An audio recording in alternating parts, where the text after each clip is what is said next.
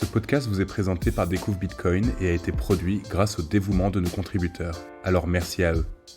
Pour soutenir notre émission, n'hésitez pas à vous abonner et à nous attribuer une note sur votre application de podcast préférée. Cela nous aide énormément. Vous pouvez aussi nous aider en utilisant une application de podcast 2.0 telle que Breeze ou Fountain pour nous écouter et nous streamer des sats. Sur ce, on vous souhaite une excellente écoute.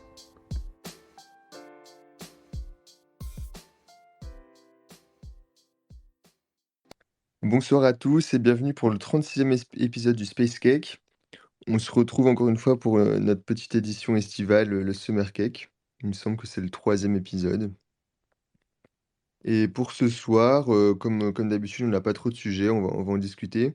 Mais on a eu quelques idées, notamment on aimerait parler de libFloresta.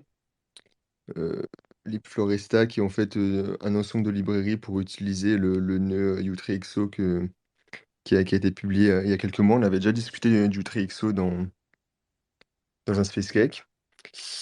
Il y avait aussi des updates par rapport au BIP 324, le chiffrement des connexions pair à pair.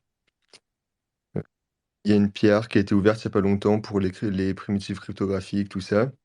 Donc on va sûrement discuter de ça aussi. On va peut-être repasser vite fait sur le splicing parce que il y a une PR qui a été merge d'Encore Lightning pour l'ajouter.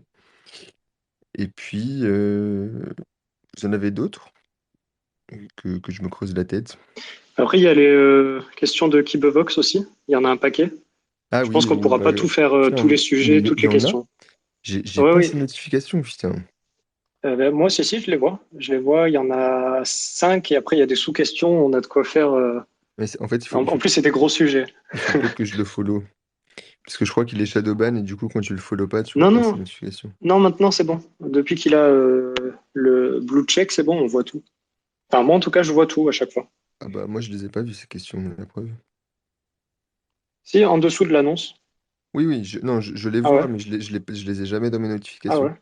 Moi, je les ai bien. Ok. Ok, bizarre. Oui, bah du coup, on a pas mal de questions de Kibevox, encore une fois. Ah oui, il y en a pas mal, hein. Ok, donc là, je pense que ces trois sujets-là et les questions, on a de quoi faire. Je sais pas si vous aviez pensé à un autre sujet en particulier en plus, ou pas. Et sinon, on peut commencer. On a déjà de quoi Ou- faire la nuit, hein. Ouais, Ouais, ouais, Lounès, là... c'est un summer Je cake. crois que Je te c'est bon, rappelle que ouais. c'est censé être une version allégée de Space Cake. C'est vrai que là, on est pas mal. Ah, mais il y a Kibevox avec nous en plus, c'est parfait. On est pas en asynchrone ce coup-ci. Et j'en profite pour rappeler, surtout si vous avez une question ou une interrogation ou quelque chose à dire, n'hésitez pas à demander la parole et on s'interrompra pour vous laisser parler. Il n'y a pas de souci et c'est pour ça qu'on fait ce Space Cake. Vous voulez commencer par quoi? Il y a peut-être Panta qui voulait faire un petit récap du BIP 324. Je sais pas si tu veux faire ça maintenant, Panta, ou un peu plus tard, comme tu veux. Bah, si tu veux, je peux rapidement en parler. Pourquoi en reparler maintenant? Parce que, en gros, il y a des PR qui ont été ouverts sur Bitcoin Core pour l'implémentation des connexions pair à pair en utilisant le BIP 324. Donc, le BIP 324, on en avait fait tout un space il y a quoi? Il y a 9 mois. Enfin, genre, c'était pendant la période septembre-décembre, là. Et donc BIP 324, c'est le chiffrement des communications entre les nœuds Bitcoin. Donc, c'est-à-dire que quand deux nœuds Bitcoin discutent, actuellement ils discutent en clair, c'est-à-dire les données qui s'échangent, elles sont vraiment en clair. C'est des paquets qu'on peut lire. Donc, on peut voir très très facilement que tel type de paquet, c'est deux nœuds Bitcoin qui échangent des transactions, des entêtes de blocs, enfin voilà, ce genre de choses. Il y a eu, on avait un petit peu parlé dans le space en question d'il y a longtemps. On avait parlé un peu des trade-offs, du fait que bon, oui, le fait que ce soit en clair, c'est quand même un petit peu dérangeant d'un point de vue résistance à la censure, parce que du coup, c'est très facile d'identifier s'il y a des connexions, des nœuds Bitcoin qui existent sur un réseau. Donc ça pouvait être intéressant de chiffrer les communications. Après, on a eu pas mal aussi de discussions sur le fait que bon, bah, c'est pas non plus la panacée parce que on peut quand même voir quels sont les ports entrants et sortants. Et puis surtout, on avait discuté du fait qu'il y a une technique qui est utilisée dans BIP 324 qui permet de cacher le fait qu'on est en train de s'échanger des clés publiques. Donc une technique qui s'appelait Alligator Square lorsque j'en avais parlé. Et aujourd'hui, on utilise une autre technique qui s'appelle Alligator Swift, mais c'est fondamentalement la même chose. C'est juste que c'est des calculs un peu différents, une représentation de clés publiques un peu différente, qui est un peu plus efficace, un peu plus rapide à calculer pour le cas de la courbe de Bitcoin. Et donc, ça permet de faire un flux d'octets qui est 100%, enfin, 100% aléatoire. C'est-à-dire vraiment, il est complètement aléatoire. Et donc, bah, si d'autres protocoles faisaient aussi des techniques qui permettent de rendre les flux d'octets aléatoires, eh bien, ils se mélangeraient entre eux. On ne pourrait pas identifier si c'est le protocole Bitcoin ou un autre qui est en train d'être fait, d'être échangé. Bon, c'est un progrès, mais c'est une petite amélioration qui est intéressante, mais c'est pas non plus la panacée. Mais voilà, c'est un train. Enfin, évidemment, comme c'est assez rigolo pour les cryptographes d'utiliser ce genre de technique de sérialisation de clés et tout, que c'est un peu moderne. Bah, il y a eu des implémentations dans la librairie libsecp 256K1, qui est donc l'implémentation de référence pour tout ce qui est la cryptographie asymétrique sur Bitcoin. Et puis, il y a eu aussi bah, des débuts d'implémentation de toute la suite cryptographique pour faire le chiffrement des communications en lui-même, pas juste gérer les clés publiques.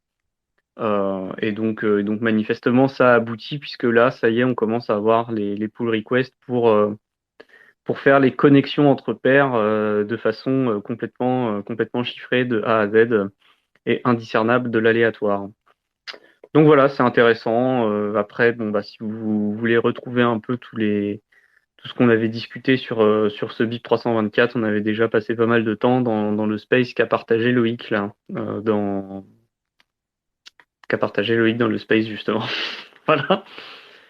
Voilà, c'était une petite update et puis voilà. Sinon, fondamentalement, je crois que ce qu'il y a un petit truc qui a changé aussi par rapport à ce qu'on avait dit dans le space. On avait évoqué dans le space qu'il y avait pas qu'on pouvait quand même utiliser des métadonnées pour essayer d'identifier que c'était le protocole Bitcoin, notamment la longueur des paquets échangés.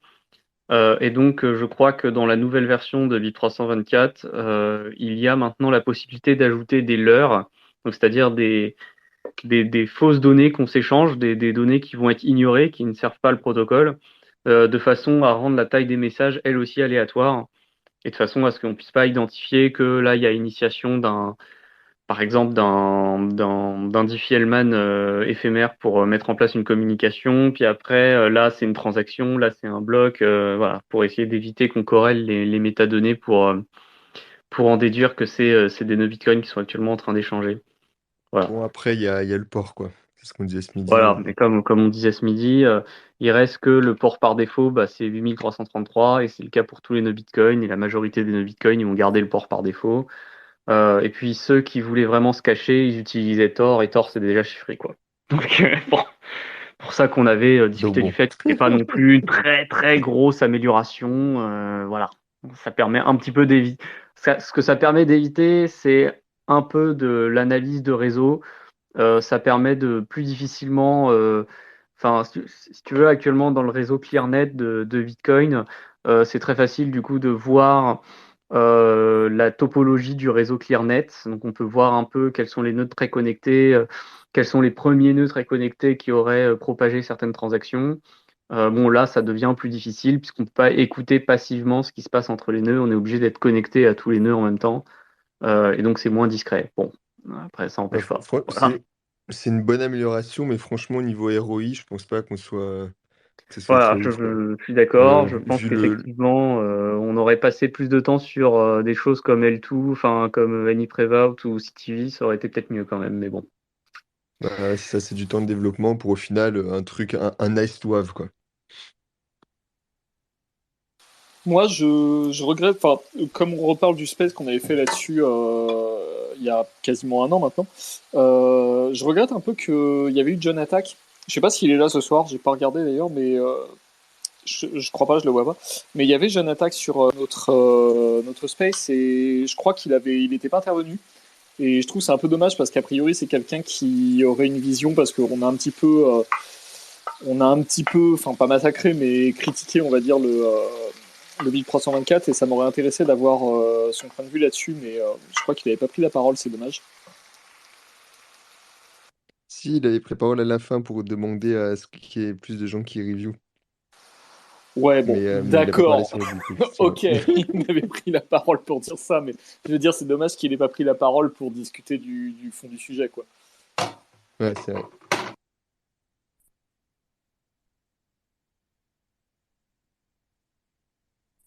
Il y a Rami qui veut parler, j'essaie de le rajouter, mais Ouais, j'arrive pas à le faire monter non plus. Ouais. ah, attends, on va y arriver. Vas-y Rami, quitte un coup et reviens. Ah, ça y est.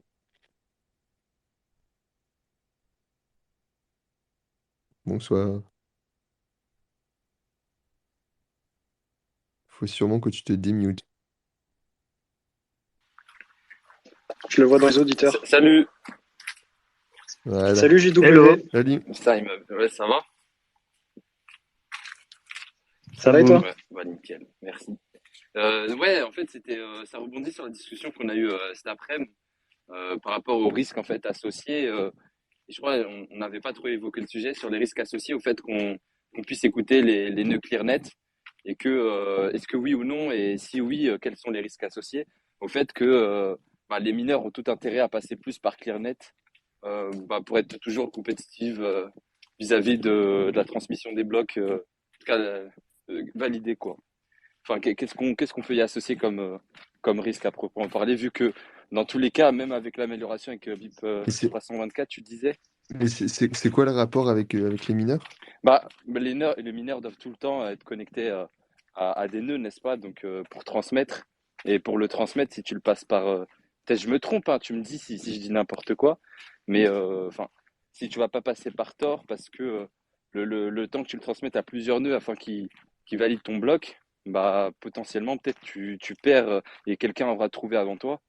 Donc, et le fait de passer par ClearNet, est-ce que c'est un compromis sur la censure à ce niveau-là? Est-ce que ma question est claire ou elle est bizarre? Non, j'ai l'impression que tu as mélangé plusieurs choses. Bah, explique-moi alors. Bah, j'ai pas compris la Ah, ma question. question, elle est Tu veux que je simple. Ma question, t'explique? elle est simple. C'est que euh, aujourd'hui, quel intérêt d'utiliser seulement les nœuds en ClearNet, tu vois? Enfin, pourquoi les gens continuent de le faire, hormis pour des services évidents de wallet, etc. Mais pour les mineurs, est-ce que si ils sont vraiment obligés d'utiliser des nœuds qui sont sur le ClearNet, est-ce qu'il y a des risques associés à ce qui passe uniquement sur le ClearNet? Si oui, c'est quoi, quoi? Non, il y en a pas. Puis si un jour Bitcoin est banni, bah, ils passeront par Tor. Et puis comme tous les autres mineurs seront sur Tor, ce sera pas un problème, quoi. Mais je vois pas vraiment qu'est-ce qu'il y aurait comme problème à ce que les mineurs passent par enfin, se connectent à des nœuds ClearNet. Et puis ils ont leurs propres nœuds, tout ça. Enfin, il n'y a pas trop de soucis à ce niveau-là, Bah, hein. si tu, Enfin, je sais pas si vous avez compris autre bah, chose, si mais tu fais ça, bah, peut-être je me trompe encore, hein, tu vois, mais enfin, si les personnes qui commencent à se faire censurer, en tout cas les mineurs qui commencent à se faire censurer, passent tous par Tor, bah, du coup, ceux qui ne passent pas par Tor et qui jouent en fait les jeux, le jeu de la compliance seront beaucoup plus avantagés, bah, en tout cas quand ils ont trouvé le bon bloc, tu vois ou pas? Donc est-ce que c'est pas un problème là-dessus? Je sais pas si c'est une question débile, tu vois, Alors, mais non, mais je pense qu'il y a déjà un premier truc. Peut-être que l'un de vous pourra dire plus clairement, mais il me semble que les mineurs ne se transmettent pas les blocs par le réseau peer-to-peer normal de Bitcoin. Il me semble qu'ils ont leur propre, comme une sorte de je sais pas comment on pourrait dire, de sous-réseau. ça s'appelle pas genre Euh, Fibre ou un truc comme ça? alors, je t'avoue que le nom, je me souviens pas du tout, mais j'ai vaguement souvenir Ouais, il y avait un qu'ils ont truc une qui espèce s'appelait de réseau. Fibre. D'accord, bah voilà, je pense que c'est de ça Et alors je dont sais je me pas souviens. s'il existe encore. Ouais, c'était une sorte de Un peu comme les réseaux que tu as entre les grandes bourses d'échange, sauf que là, c'est entre les grosses poules de mineurs, quoi. Mais il existe Oh, encore ce réseau? Eh Je ben, sais plus. je sais pas, j'en ai entendu parler plusieurs fois, mais j'ai pas l'impression. Enfin, ça me dit rien surtout. Je pense que C'est c'était une initiative, mais je suis pas c'est sûr que ça ait abouti. bitcoinfibre.org. Fast Internet Bitcoin Relay Engine. Alors, qu'est-ce que ça dit niveau actualité?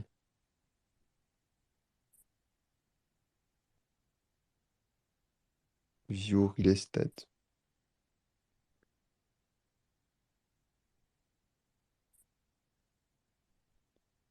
Ouais, j'ai l'impression que c'est un peu vieux. Ouais, c'est un peu vieux, je suis pas sûr que ça existe encore, enfin Ouais, que ça ait abouti. le repo a été archivé en 2020. Ouais. Par contre, il y a 35 000 forks, mais qu'est-ce qui s'est passé? bah, ça a peut-être été archivé parce que il y a un autre fork qui a pris le relais. Parce que moi, ça me paraît assez logique, à vrai dire, que les mineurs aient une sorte de réseau un peu spécialisé pour justement diminuer au maximum le temps de latence de transmission des blocs. Enfin, je sais Bah, que la ça arrange tout le monde, justification à quoi. l'époque c'était ça. Bah ouais, voilà, la justification à l'époque c'était ça. Et à moins qu'aujourd'hui le réseau soit entre guillemets tellement, le réseau peer-to-peer normal soit tellement efficace qu'il n'y ait pas vraiment d'intérêt à le faire. Parce que c'est possible aussi, ça m'étonnerait un peu, mais pourquoi pas. Ouais, moi je sais pas. Je pense que après les poules de minage, si elles ont envie de s'arranger entre elles, elles peuvent et elles ont pas forcément besoin d'une grosse initiative comme ça. C'est bien de pousser un peu, de faire du lobbying, mais je suis pas sûr que ça ait besoin d'aller plus loin. Donc c'est peut-être pour ça aussi que parce que bon après évidemment il y a la question des financements quoi. Donc bon, Bah, après, je ils peuvent chacun connaître les nœuds Bitcoin des poules et puis s'y connecter, hein. après les poules de toute façon Ouais. ont plusieurs nœuds Bitcoin. Hein. Elles font Ouais. pas tourner qu'un seul nœud pour essayer justement d'avoir une bonne vue du réseau et de pouvoir exposer le réseau au bloc assez rapidement. Donc bon. Il y a Falcon aussi qui existe, je viens de voir, dans le même style que Fibre. C'est un truc Ouais, de je connais pas du l'université tout. de Lausanne. Je vais vous envoyer, là, je viens de tomber sur un article de 2016, ah oui, sur Bitcoin Magazine.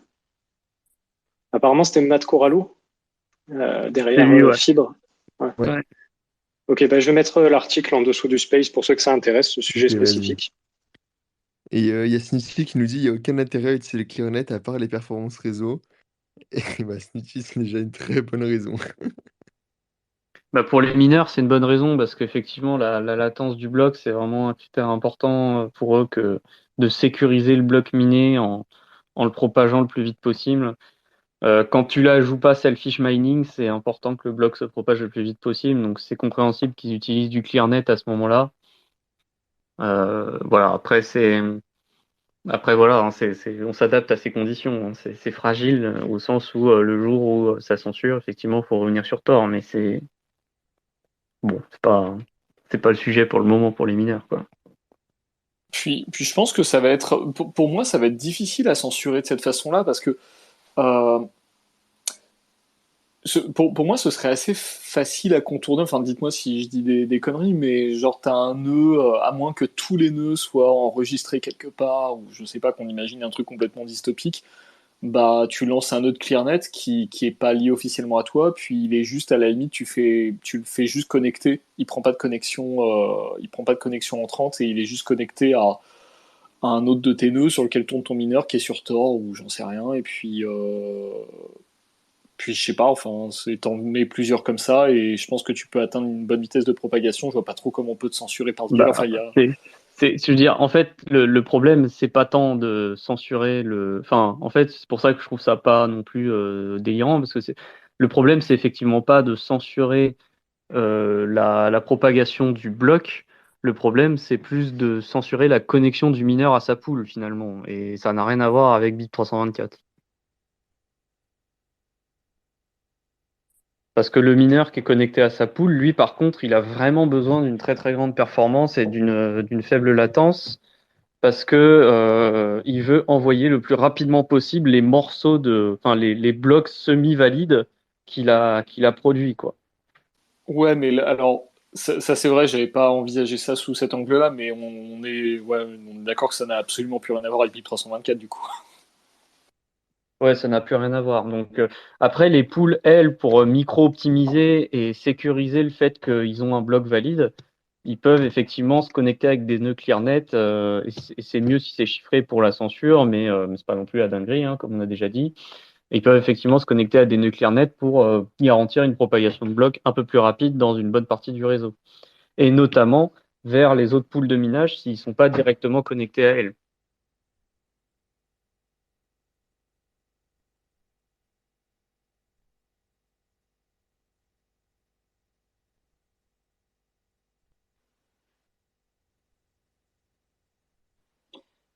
Euh, Allô? ouais.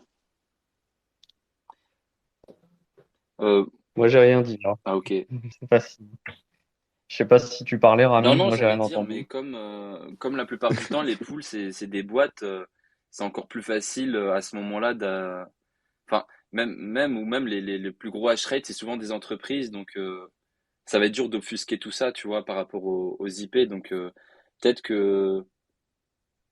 Mais après, non, c'est pas grave parce que de toute façon, il restera toujours du hash rate ailleurs. Donc en soi, en vrai, c'est fine. Non, non, c'est bon. En tout cas, vos explications étaient un peu plus claires. Ça reste quand même limité. Mais dans l'histoire, BIP 324, j'en vois pas une grande utilité en fait. Ou peut-être j'ai mal compris les tenants aboutissants, mais Non, non, c'est ce qu'on avait dit aussi, qu'on en avait parlé. Et c'est ce qu'on disait aussi juste avant. En fait, c'est sympa à voir, mais, euh, mais ça vaut pas tout le temps de développement qui a été passé dessus, quoi. Enfin, disons il y aurait d'autres priorités dans Bitcoin euh, que ça. Mais bon, ça se trouve, c'était leur petit kiff. Sipa, il a voulu implémenter Alligator, puis voilà, quoi. mais hormis ça, c'est que enfin pour le port, il y a aucun moyen, enfin solution technique parce que j'ai l'impression que c'est le seul élément bloquant, c'est le dernier élément bloquant afin qu'on puisse pallier la chose parce que pour les paquets, ok, c'est nice pour l'analyse de paquets profonds, euh, mais après pour Mais avec Théo, on a regardé et en fait, le port, il est dans le header du paquet TCP. Et donc, du coup, les headers, ils sont pas chiffrés. Donc, en fait, je pense pas qu'il y ait trop de solutions. Après, la Bon. solution, c'est de faire un peu ce que fait Snitchy de temps en temps aussi, c'est d'utiliser des ports qui sont normalement dédiés à des usages classiques d'Internet, on va dire. Quand je dis classique, c'est genre HTTPS, quoi. Et à la place de les utiliser pour des usages classiques, tu les utilises pour des usages, enfin, pour faire de la transmission de blocs Bitcoin, quoi. Donc, tu peux faire ça. Mais bon, après, de toute façon, c'est toujours pareil. Même si tu arrives à cacher tout ça, in fine, il y a un carnet d'adresses IP de nœuds Bitcoin qui est diffusé. Et donc, en fait, on finit quand même par le trouver, quoi. Donc, bon, il y a vraiment que Tor qui te permet de te cacher derrière un hidden service où il n'y a pas de localisation associée. Euh, mais mettons que tu as réussi à rendre ton nœud vachement dur à repérer par ton FAI. Bon, bah, ton FAI, s'il voit qu'une de ses IP est dans une liste maintenue par les nœuds Bitcoin d'adresses de nœuds Bitcoin et qu'il veut pas que tu fasses de nœuds Bitcoin, bah, il le voit du coup. Donc, bon. Bref, il n'y a pas vraiment il y a pas de bonne solution. C'est forcément une course à l'échalote au bout d'un moment. Et puis, bah, finalement, c'est les réseaux anonymisants comme Tor et I2P qui résolvent mieux le problème, quoi, je trouve. Enfin, moi, c'est quand même mon avis, quoi.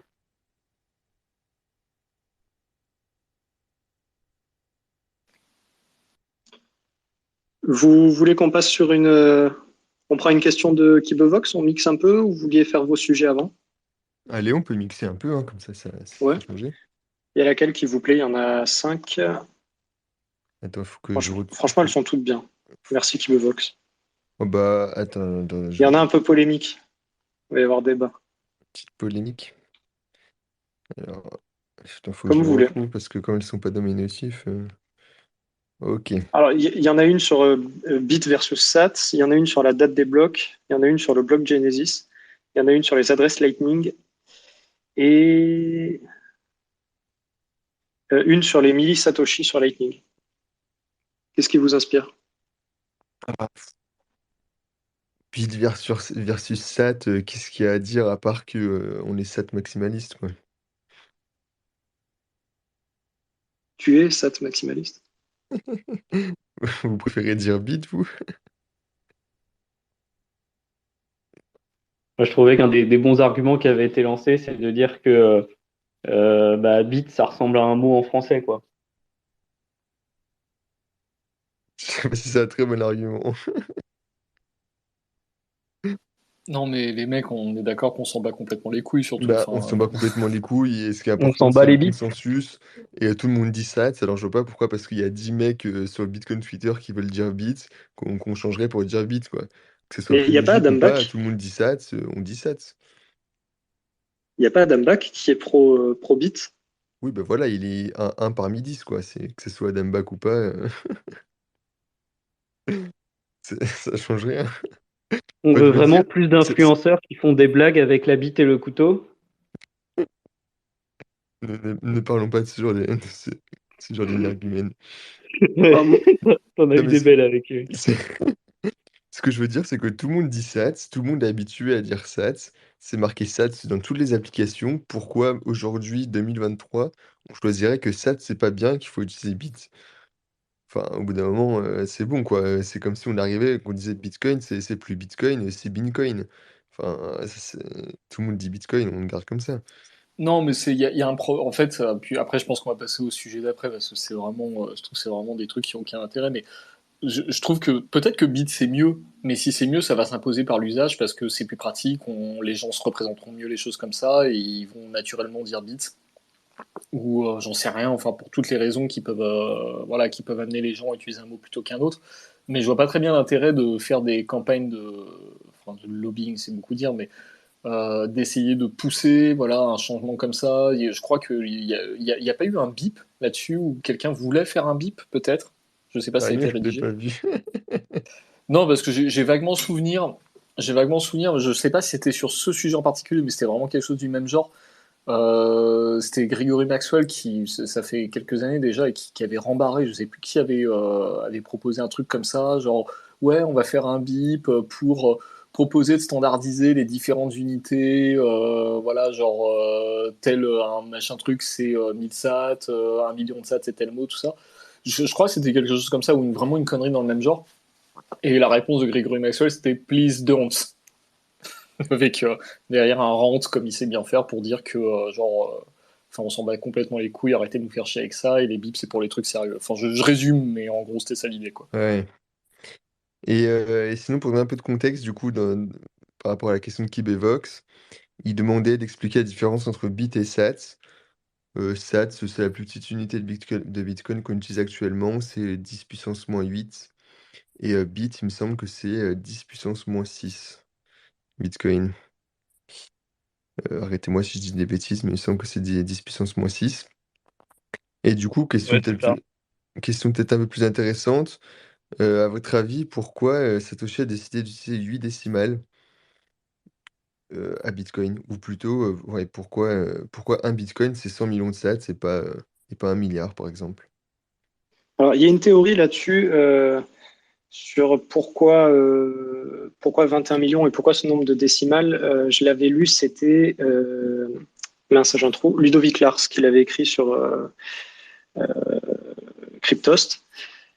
Et en gros, ce qu'il disait, c'était que si on compare avec le nombre de centimes en circulation en 2008, en fait, on arrive assez proche au nombre de sats en circulation au total sur Bitcoin.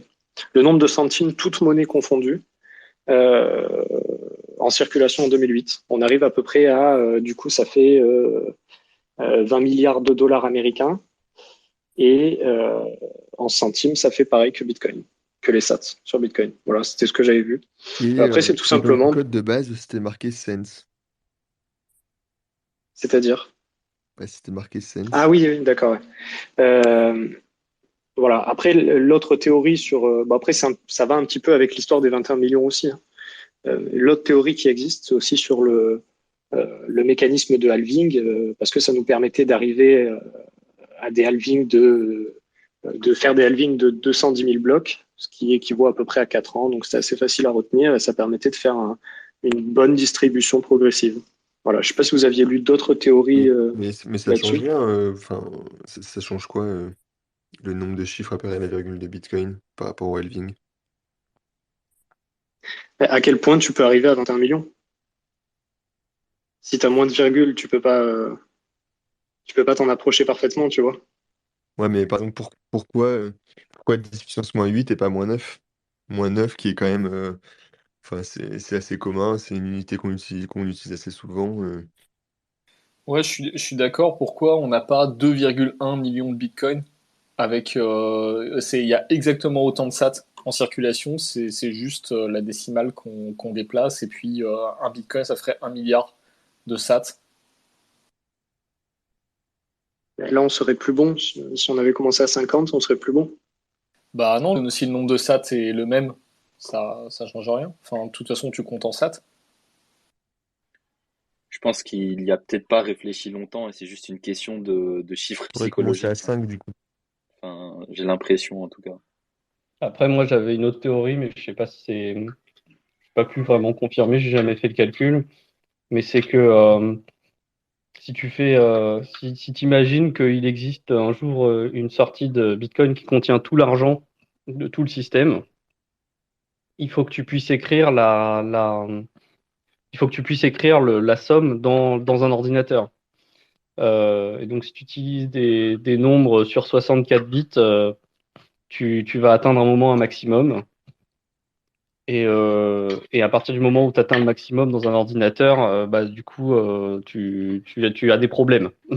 Des problèmes quand tu commences à avoir des trop grands nombres sur les ordinateurs, tu finis par avoir soit tu utilises des nombres flottants et tu te retrouves à avoir des imprécisions, donc c'est pour ça qu'on les utilise pas en cryptographie, soit tu te retrouves avec des additions qui finissent par reboucler à zéro ou des choses comme ça. C'était une partie du problème qu'a fait le bug d'inflation au début de Bitcoin.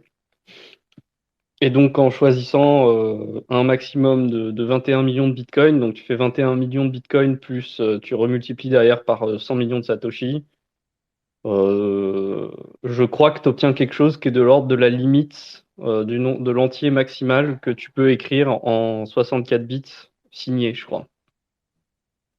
Donc peut-être que l'explication est là aussi. Pas mal, ça fait déjà plus de sens. Ouais, alors par contre, je suis Bon. pas d'accord quand tu dis que les overflows, c'est des problèmes. Moi, j'aime bien les overflows, c'est marrant. T'aimerais avoir plus de Bitcoin que 21 millions, c'est ça? Ah bah ouais, c'est le seul moyen, c'est l'overflow. Enfin, c'était le seul moyen. Enfin non, c'était même pas un overflow, c'était un underflow, encore plus vicieux. Du coup, il y avait la. Ah oui, c'était il faisait une soustraction et ça faisait un résultat négatif, c'était ça le problème? Je sais plus. Non, je dis c'est un underflow, mais en fait, comme maintenant que j'y réfléchis, Bon, bref. non, c'était vraiment un truc fourré, c'était vraiment un truc à la con en plus. Et autre question, du coup, est-ce que ça risque pas de poser un problème de divisibilité si le prix du Bitcoin devient beaucoup trop important? Et quelle serait la solution du coup?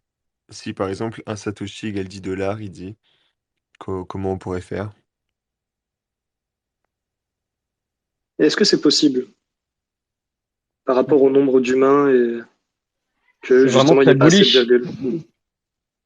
Bah, ça fait que fois Et, 300, hein. et que vaudra Hum. 1 dollar à ce moment-là? C'est ça aussi, ça se trouve, c'est le dollar qui va plonger vers zéro et du coup, le prix du Bitcoin montera, quoi. Non, mais ce qui est intéressant, c'est en termes de pouvoir d'achat, et je pense que c'est le sens de sa question, c'est par exemple si tu as un SAT, ça te permet d'acheter un poulet, mais pas en dessous du poulet. Si tu veux un café, bah, Ouais, voilà, plutôt. voilà, c'est en termes de pouvoir d'achat. Et mais là, du coup, je me demande est-ce que c'est possible par rapport au nombre de personnes sur Terre. On peut pas non plus. J'arrive pas à l'expliquer. Bah, disons qu'aujourd'hui, Bitcoin, c'est quoi? C'est 600 milliards, un truc comme ça. Pour atteindre ce genre de prix avec le dollar qui bouge pas, ça fait fois 300. Il faut pas regarder le prix en dollars. Ouais, ouais, mais Il faut regarder ouais, le mais pouvoir d'achat face aux matières premières, enfin aux, oui, aux mais biens de si on consommation, je imagine pense. si on imagine que le prix du dollar bouge pas et que le pouvoir d'achat par rapport au dollar est toujours le même, c'est juste pour avoir une base, tu vois. Non, mais ce que je veux dire, c'est que s'il y a 10 voitures sur Terre, si tu as 10 bitcoins, ben, ça peut pas descendre en dessous, tu vois ce que je veux dire? Tu peux pas, le nombre de biens, comment expliquer? Bon, j'arrive pas à expliquer. Mais ce que je veux dire, c'est que tu peux pas descendre à l'infini dans les virgules. Il y a forcément un moment où ça va s'arrêter. Et justement, ça, c'est en lien avec ce que je disais avant, où il a réfléchi peut-être à ce que ça corresponde aux centimes qui étaient en circulation en 2008, si on fait la somme de toutes les monnaies sur Terre en dollars. Ouais, ça, je pense qu'effectivement, il a réfléchi ça comme ça. Il s'est dit que, je pense qu'il y a de ça, qu'il s'est dit que bah, ça ferait combien il y aurait de centimes à la fin, et puis bah, je produis la même quantité. Ça me rappelle un peu il y a des shitcoins sur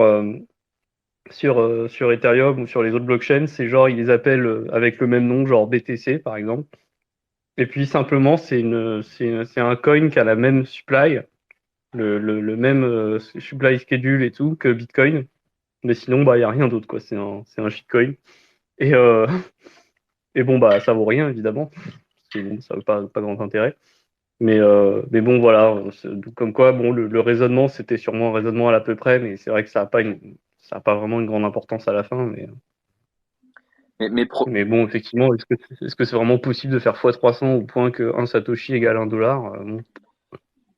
Mais même dans le pire des cas, de toute façon, on trouvera une alternative. Malheureusement, je pense, en tout cas, le problème, c'est que quand on utilise une autre monnaie, enfin, qui soit moins dure que Bitcoin, pour avoir un référentiel. Donc, si tu vas avoir un Satoshi, ça se trouve, c'est trois pièces de monnaie de tel truc. Donc, on trouvera autre chose. Peut-être qu'on retourne. Lightning, quoi. Sur Lightning, tu as des millisats. On peut très bien imaginer transacter en millisats sur Lightning. Et puis, au moment du settle, eh ben, on fait Ah l'arrondi, ouais, quoi. pas mal. Ah, c'est intéressant ça. Après, est-ce que d'ici là, Lightning sera encore là, il fonctionnera toujours? Rien n'est moins sûr. Ouais, puis le settle, il y a quand même un petit souci sur Lightning quand tu veux settle avec des sommes, des outputs qui sont trop petits. Enfin, ça marche pas en fait. Tu peux pas. Ouais, Enfin, tu mais peux, mais c'est du gambling, quoi. Bah, c'est même pas du gambling. Si on compte en millisats, et j'en sais, enfin là, je me mets dans non, mais l'hypothèse Sosten, qu'on est en train on settle d'expliquer. jamais. T'as pas compris, on settle jamais le channel. Bluff. Bluff, on t'a jamais force close. Enfin, ou t'as jamais force close. Si, si. C'est bon, Alors, j'arrive à l'expliquer. Ce que je ouais. pensais en fait, c'est si jamais on est 10 milliards, par exemple, on estime qu'on est 10 milliards, enfin, la planète Terre, elle n'est pas extensible. On peut pas être, enfin, je sais pas, on peut pas être 50 milliards. Bon, c'est encore sujet à Bah, débat. vu Mais comment c'est parti, Moi, je peut-être pense qu'on que sera sur Mars avec Musk. je pense que Euh, même 10 milliards, mais on est tranquille, ça il va y a être encore chaud. oui, il y a encore de la place. Hein. 50 milliards, on a la place, je pense. Hein. bon, arrondissons à 10 milliards. Ben, si on divise le nombre de Satoshi en circulation, ça fait 210 000 Satoshi par personne. Si chacun a 210 000 Satoshi, euh, en moyenne, tu vois, sur tous les humains, ben, si avec un Satoshi, tu es capable d'acheter une voiture, mais qu'en dessous, c'est pas divisible, ben, ça n'a pas de sens. Non, mais un poulet, par exemple. Ouais, un poulet, ben, c'est pareil, Sachant si qu'en tu peux moyenne, pas en 210 jeter. 000, mais t'en as 200 qui ont la moitié des bitcoins, quoi. Donc, au final, C'est nous? c'est possible. Ah, oui, oui, c'est Oui, sûr. c'est nous. Mais tu vois, même si t'enlèves ceux enfin, ceux de Satoshi qui sont pas vraiment perdus, mais si t'enlèves ceux de Saylor et tout, bon, finalement, ça en enlève pas tant que ça, hein. Ouais, je pense que quand même. Mais même si tu arrives à une moyenne de, je dis une bêtise, mais tu arrives à une moyenne de 10 000 par personne, c'est pas possible qu'on puisse pas acheter en dessous. 10 000 poulets, ça va vite, hein. Ouais. Ça fait quoi 10 000 poulets aujourd'hui? 10 euros le poulet? Ça fait 100 000 euros? Ouais, ouais. Mais après, c'est surtout, je pense que la question aussi était plutôt d'un point de vue technique. Comment techniquement on pourrait faire si jamais ce cas-là se présentait, tu vois. On a la Artwork. fameuse innovation technologique qui sont les BRC20, n'est-ce pas? Voilà, qui vont pallier à ce problème avec une monnaie qui transvase directement sur le protocole. Je suis pas sûr que les fees à payer, ça résolve vraiment le truc. Parce que les fees, il faut les payer en Satoshi, du coup. Ouais, mais justement, tu gangrènes tout ça, tu vois. Donc ça passe. Non, mais ça veut dire que Non, pour faire mais ton BRC20, tu payes, Tu mets un tiers de confiance tu au payes plusieurs milieu, tu poulets. dis que voilà, en fait, vous voulez des centimes, bah écoutez, je vous fournis ces centimes-là et en fait, ils transactent sur un espèce de, soit on dirait un Sur shitcoiner, hein, sur Lightning, genre? USD ou sur une base de données, ou alors tu vois, enfin bref, full custodial, tu vois, et à la fin, bah tu settles tous les X temps, un peu comme une banque, quoi. Un peu comme Lightning, quoi. Ou un peu comme Lightning, ça dépend Non, comment tu veux mais faire la chose. Rami, il a raison. En fait, si tu arrives à un pouvoir d'achat du Satoshi qui est tellement énorme qu'on a besoin de le diviser, ça veut dire qu'il y a énormément de personnes qui l'ont adopté, potentiellement tout le monde, et donc que la chaîne principale est complètement congestionnée. Donc on sera forcément en L2 et en L2 on fait ce Ouais, qu'on veut. c'est vrai. Surtout pour les petits paiements qui ont besoin de divisibilité du coup. Bah, c'est nos Et, fameux tunnels Lightning qui se ferment jamais, quoi. ouais, après, dans Lightning, là, les mini Satoshi, tu peux les settle on-chain. C'est juste qu'ils sont settle via une sorte de pari, hein. Genre, Et par ben, exemple, c'est parfait. Attends, ça je fait sais pas, une genre, très bonne transition. Ça fait une très si bonne t'as transition 300 parce que, mille, attends, ouais, ça fait une très bonne transition parce que la deuxième question de Kib évoque, c'est exactement sur les mini Satoshi. Et du coup, c'est exactement ce que tu étais en train de dire. Qu'arrive-t-il à ces mini Satoshi lorsqu'on veut revenir on-chain? Et maintenant, je te laisse terminer. ok. Donc, théoriquement, ce qui se passe, après, je sais pas si vraiment, j'ai jamais pu constater que ça se fait vraiment, mais théoriquement, ce qui se passe, c'est que, par exemple, si on a 300 milli Satoshi, sur le dernier Satoshi, on a 300 milli Satoshi et l'autre, il en a 700, du coup. Il y a un genre de tirage aléatoire qui se fait de façon à ce que ce soit l'un ou l'autre avec une chance proportionnelle au nombre de mini Satoshi de différence qui récupère le Satoshi qui manque. Par exemple, si c'est moi qui ai les 300 mini Satoshi, j'ai 30% de chance de récupérer le Satoshi en plus et l'autre a 70% de chance de le récupérer.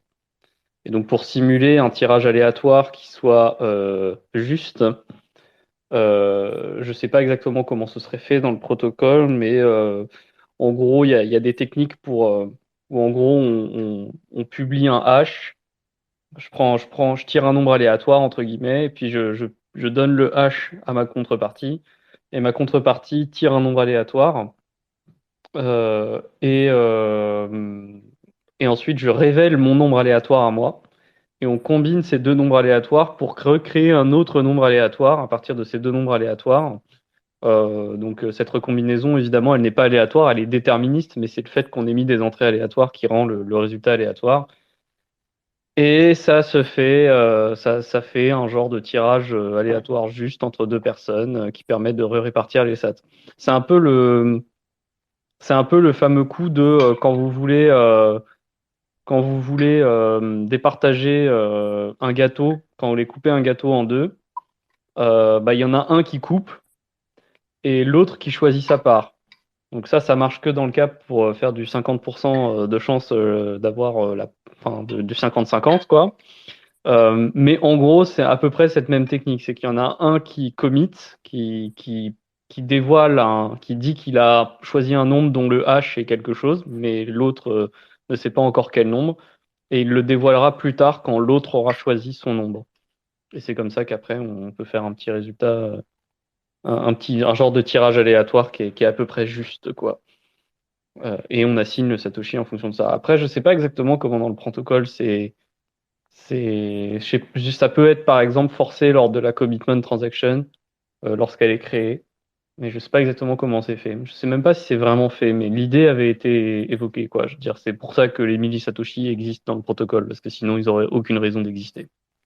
Ouais, alors, mais t'as déjà répondu, c'est ce que je voulais te demander, parce que là, ce que tu décris, je me souviens l'avoir lu en tant que proposition. En revanche, je me souviens pas du tout que c'était implémenté.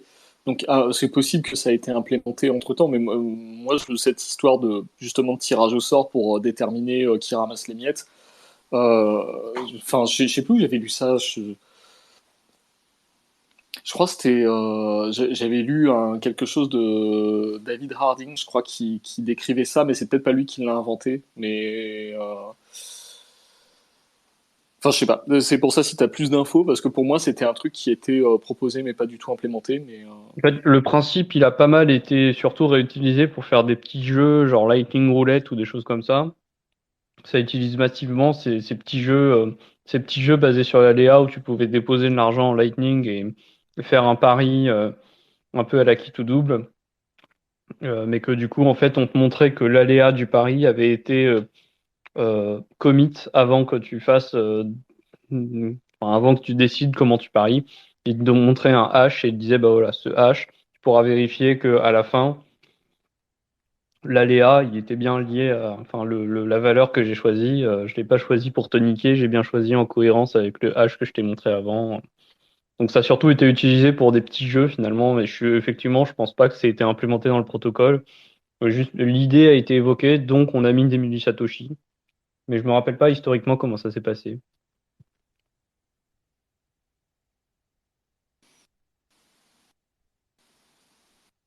Alors, il y avait la question B qui était dans sur le même sujet. C'était question polémique 2 points. Je cite, si on peut diviser les Satoshi en millisatoshi, est-ce que cela veut dire que la supply de 21 millions de BTC n'est pas vraiment finie puisque divisible à l'infini? Fin de Le la fameux citation. coup de la, le fameux coup de la pizza qu'on peut découper infiniment, il y a donc une infinité de pizzas. ouais, c'était l'autre pétasse qui avait inventé ça il y a quelques années. Je sais plus comment elle s'appelle. Ouais, je sais plus d'ailleurs, on n'entend plus beaucoup parler d'elle. Je sais pas, je l'ai bloqué il y a longtemps déjà, donc je veux pas savoir. Ouais, je sais même plus ce qu'elle faisait. Mais ouais, c'était une économiste qui disait ça, que ouais, non, c'est inflationniste parce qu'on peut diviser beaucoup trop, quoi. Enfin, C'est quand tu penses que c'est des gens qui ont qui ont des diplômes universitaires, ayant fait des études longues et coûteuses, et à la fin, tu leur poses une question, ils te disent ouais, à bah la ouais, fin, ça c'est balance des divisible à conneries. l'infini, donc c'est infini. Ouais. C'est QFD. Ah bah, comme quoi, c'est pas les diplômes qui font la compétence complètement, hein. Ça en fait vraiment qu'une petite partie, hein.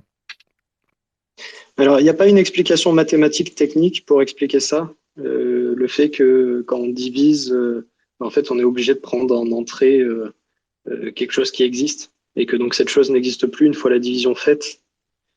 Il n'y a pas quelque chose qui explique cela, Panta, style théorème des tiroirs ou un truc comme ça. Non, il y a des, enfin, il y a des choses, il y a pas vraiment de truc. Il y a de la théorie de la mesure, si tu veux, mais bon, c'est pas vraiment fait pour ça non plus, quoi. Mais la théorie de la mesure, c'est ce qui est utilisé pour faire définir la notion de probabilité.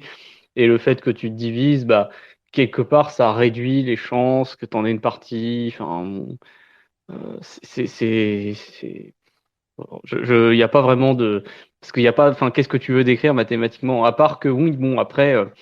Le monde n'est pas continu comme l'ensemble des réels en maths.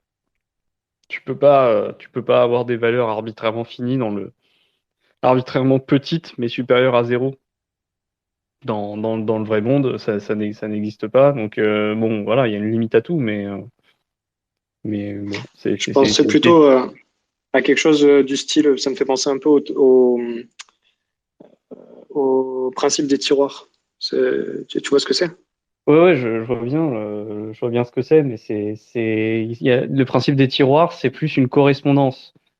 C'est une association entre This space was downloaded via spacesdown.com. Visit to download your spaces today. deux ensembles et tu dis bah, le fait qu'il y ait un ensemble, que l'ensemble d'arrivée soit petit fait qu'il y a forcément plusieurs éléments de l'ensemble de départ qui arrivent au même endroit. Mais c'est pas vraiment, enfin c'est pas exactement pareil non plus, tu vois. Mais tu peux quantifier, enfin tu pourrais dire ouais le fait que il y a un nombre de bitcoins limité, ça fait que bah, il y a pas mal de gens qui se retrouvent sur les mêmes bitcoins. Enfin tu vois ça marche pas. Tu vois, c'est pas vraiment ça quoi.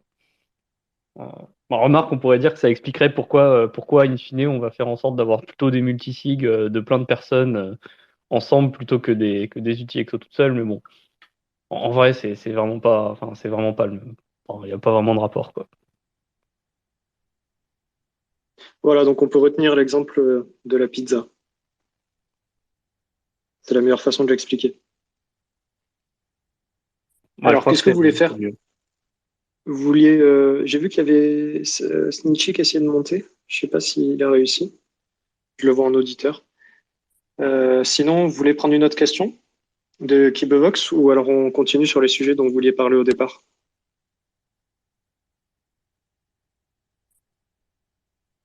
Bon, allez, on finit les questions de Kibovox. Ah, j'ai fait monter Sneaky. Ah, Salut. salut. Tu vas bien? Ça va? Oui, du coup, Dis-nous. je me posais la question si on parlait des histoires en mode si on rajoute ou on enlève des zéros. Imaginons on fait un fork pour ajouter des zéros, comment dire dans tous les wallets on-chain. En fait, qu'est-ce qui va se passer sur la rétrocompatibilité? Puisque les anciens wallets, ils n'ont pas ce nombre de zéros. Donc comment va être traité le truc du coup, puisque on va recevoir des transactions où on pourra pas afficher le montant parce qu'il n'est pas, affichable, parce qu'il n'y a pas assez de zéros ou quoi que ce soit. Enfin voilà, du coup, je me posais des questions là-dessus. Ah, de ce que je pense comme ça à première vue, c'est que c'est un retrait de règles. On supprime des règles et donc forcément hard fork. À moins qu'on utilise les qu'on fasse un truc en parallèle pour le faire passer en soft fork, mais sinon c'est hard fork. Ok. C'est bien ça? Bah, moi, je dirais que c'est les deux, c'est ça le pire. Enfin, il y a des transactions qui deviennent valides, des transactions qui deviennent invalides, donc il y a moyen que ça fasse ce que j'appelle un hard soft fork. C'est à la fois une restriction de règles et à la fois une permission de règles, enfin un relâchement, une relaxation des règles. Donc pour moi, t'es sur un truc qui est charmé, quoi. C'est, c'est à mon avis, il faut vraiment un gros effort de synchronisation de tout le monde pour que ça se passe bien, l'affaire, en l'occurrence. Donc voilà, je sais pas. Là, comme ça, je dirais ça comme ça. Je pense que c'est. Sinon, pour la forme que ça prendrait, bah, t'ajouterais un champ supplémentaire, un nombre qui correspond simplement à ce qu'il y a après la virgule du Satoshi. Donc tu mets ça dans un champ supplémentaire et puis tu ajoutes des règles de validation sur ce champ supplémentaire. Le problème, c'est que ce champ ne peut pas être ignoré par les anciens nœuds de toute façon, puisque il y a des transactions pour lesquelles il n'y aura pas assez de Satoshi, mais suffisamment de millisatoshi, qui passeront pour les nouveaux nœuds et qui passeront pas pour les anciens. Donc, euh, donc il y a un problème, quoi. C'est pour ça que je dis que c'est à la fois, parce que quand j'ai parlé de l'idée de mettre un champ supplémentaire, ça faisait très soft fork, mais le fait que tu peux pas ignorer ce champ, ça rend hard fork. Donc, Donc ça se divise forcément. non, ça se divise pas. C'est juste que du coup, enfin, c'est un débat que j'avais avec Lounès cet après-midi d'ailleurs. C'est pas parce que tu fais une hard fork qu'il y a un split du réseau. Ça va pas Oui, bien forcément sûr. provoquer une division. Mais c'est juste que du coup, quand tu fais un hard fork, il y a de fortes chances qu'il y en ait un si c'est pas bien préparé. Très très bien préparé au niveau des mineurs et bien préparé au niveau des nœuds. Donc voilà. Donc ce serait très très ambitieux quoi, de réussir à faire ça. Après, si Et on ça, estime qu'il y a plusieurs dizaines de milliers de nœuds, il suffit qu'il y en ait un seul pour que ça produise un hard fork. non, faut qu'il y ait des mineurs aussi qui minent des blocs parce que sinon Oui, il y a rien. Donc oui, mais si dans tous les cas, il sera séparé. Ce qu'il va Voilà, pas lui, accepter. ce qui va se passer, c'est qu'il va voir des blocs Il va invalides bloquer. passer, il va refuser, et puis il verra plus de blocs valides. Ça, c'est dans le meilleur des cas ce qui se passe. Et dans le pire des cas, enfin dans le pire. C'est pas quand je dis pire, mais c'est le cas auquel on s'attend, c'est qu'il y ait au moins un mineur qui trouve un bloc qui est valide pour les anciennes règles et qui se fait dépasser qui fait ça en split, alors qu'il y a d'autres blocs qui ont été créés qui ne valident pas les anciennes règles. Et ben là, du coup, il y a un split. Mais tu vois que c'est pas si simple. C'est pas parce que tu as setup une hard fork que ça y est, c'est le réseau split, quoi. Ce qui va se passer, idéalement, s'il n'y a pas de mauvais acteurs, entre guillemets, de mauvais mineurs, bah, les mineurs, à l'instant où ils doivent changer les règles, ils se mettent à miner avec les nouvelles règles. Et imaginons, ce qui se pourrait se passer, c'est qu'imaginons que le premier bloc qui est miné alors que les nouvelles règles rentrent en jeu, c'est un bloc qui n'est pas valide pour les anciennes. Donc du coup, instantanément, ce qui se passe, c'est que les nœuds qui sont pas à jour rejettent le bloc. Donc ils font plus rien, ils attendent de voir qu'il y a un bloc qui arrive qui est valide pour eux. Et puis après, si tous les mineurs continuent de travailler sur la chaîne avec le hard fork, et ben, au bout d'un moment, la chaîne du hard fork, elle est vraiment très longue. Et euh, et il n'y a toujours pas de bloc sur la chaîne mineure. Et au bout d'un moment, bon, bah, il y a des gens qui vont se poser des questions. Mais tant qu'ils ne se posent pas de questions et que personne se dit, tiens, du coup, je vais miner sur un truc qui n'est pas la chaîne la plus longue, euh, bah, il n'y a pas forcément de bloc, quoi. Dans le bon cas, si tu veux. Donc, c'est pas parce que c'est un hard fork que ça y est, c'est terminé, le réseau se split, tout ça, tu vois, genre, ça dépend. C'est juste ce qui va se passer, c'est qu'il y a des nœuds qui ne vont plus marcher, ça c'est clair. Mais c'est juste parce qu'ils verront plus de blocs. Donc, au pire, les propriétaires se réveillent et se disent, tiens, le consensus social, il a changé. Maintenant, la nouvelle chaîne Bitcoin la plus longue, c'est ça. Et ils inspectent les règles et ils décident ou non de mettre à jour leurs nœuds.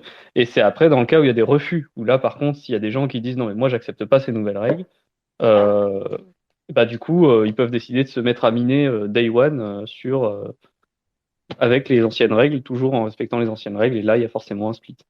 Donc c'est là que c'est compliqué, quoi. Mais Ouais, bon. donc en gros, si je résume, s'il n'y a pas de mineurs sur les anciennes règles, en fait, ils vont juste se tanker à cet endroit-là et puis attendre indéfiniment qu'il y ait un bloc qui arrive, mais il n'y aura jamais de bloc qui arrivera parce qu'il y a pas de mineurs. Ils verront les blocs avec les nouvelles règles arriver, mais comme ça convient pas à leur nœud, ils vont juste les refuser et rester là.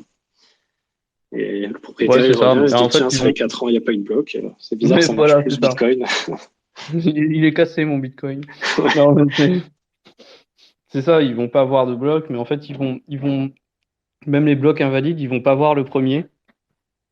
Et en fait, au bout d'un moment, ils vont voir leur père, vont pas arrêter de leur envoyer des blocs invalides. Donc, ils vont bannir leur père. Parce qu'au bout d'un moment, quand tu reçois trop de données invalides de quelqu'un, tu le bannis. Et donc, en fait, ce qui se passe, c'est que d'un point de vue réseau, il y a effectivement une division. Il y a les nœuds qui ne suivent pas les nouvelles règles et puis les nœuds qui suivent les nouvelles règles. Mais il n'y a que le réseau avec les nouvelles règles qui avance. Mais encore, Donc, il faut que les nœuds avec les anciennes règles soient connectés entre eux au niveau réseau. ah, mais ça va forcément se produire parce que puisqu'ils bannissent toute personne qui applique les nouvelles règles, ils finissent forcément par se connecter entre eux au bout d'un moment, quoi. Ah oui, oui, oui. Hmm. Ok.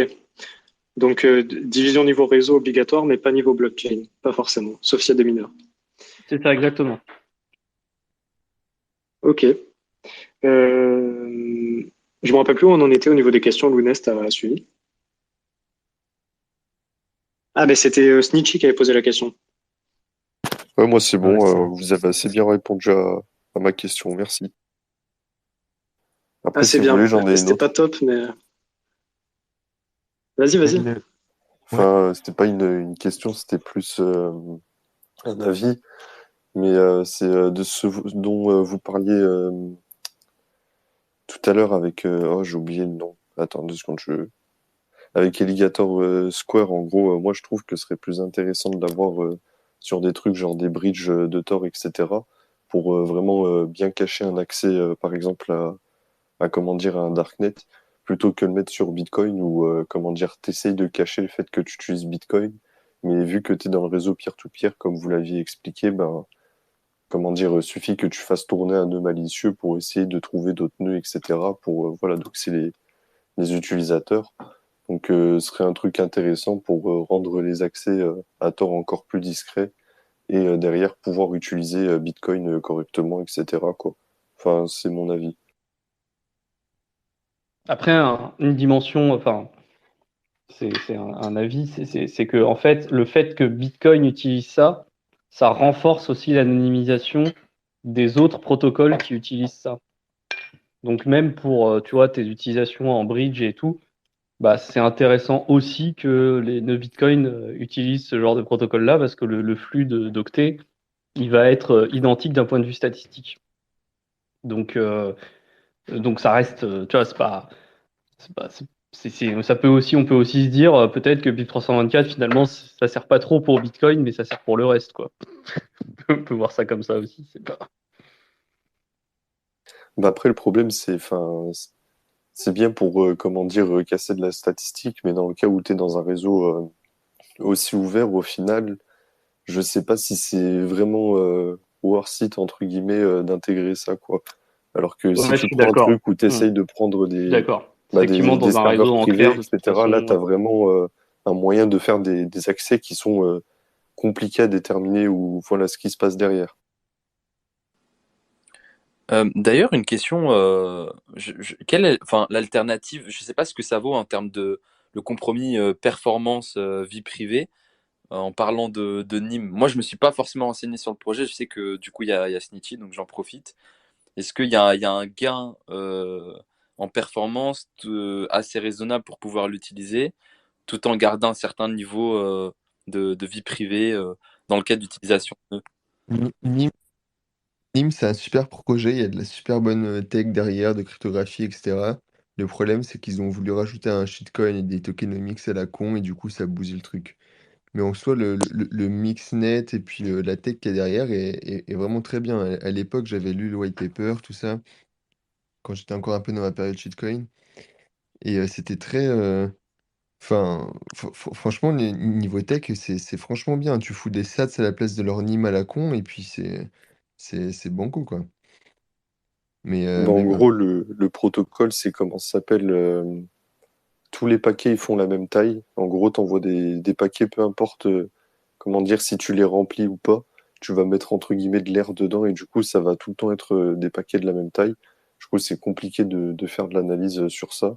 En plus de ça, tu envoies sur plusieurs nœuds et après, ça fait un peu comme, entre guillemets, un CoinJoin de paquets réseau qui passe, comment dire, sur plusieurs couches, entre guillemets, en circuit, quoi. Ça mélange entre un CoinJoin et un circuit en oignon. Du coup, moi, je trouve ça assez intéressant sur enfin, comment dire, l'anonymisation. Par contre, ça pose des problèmes.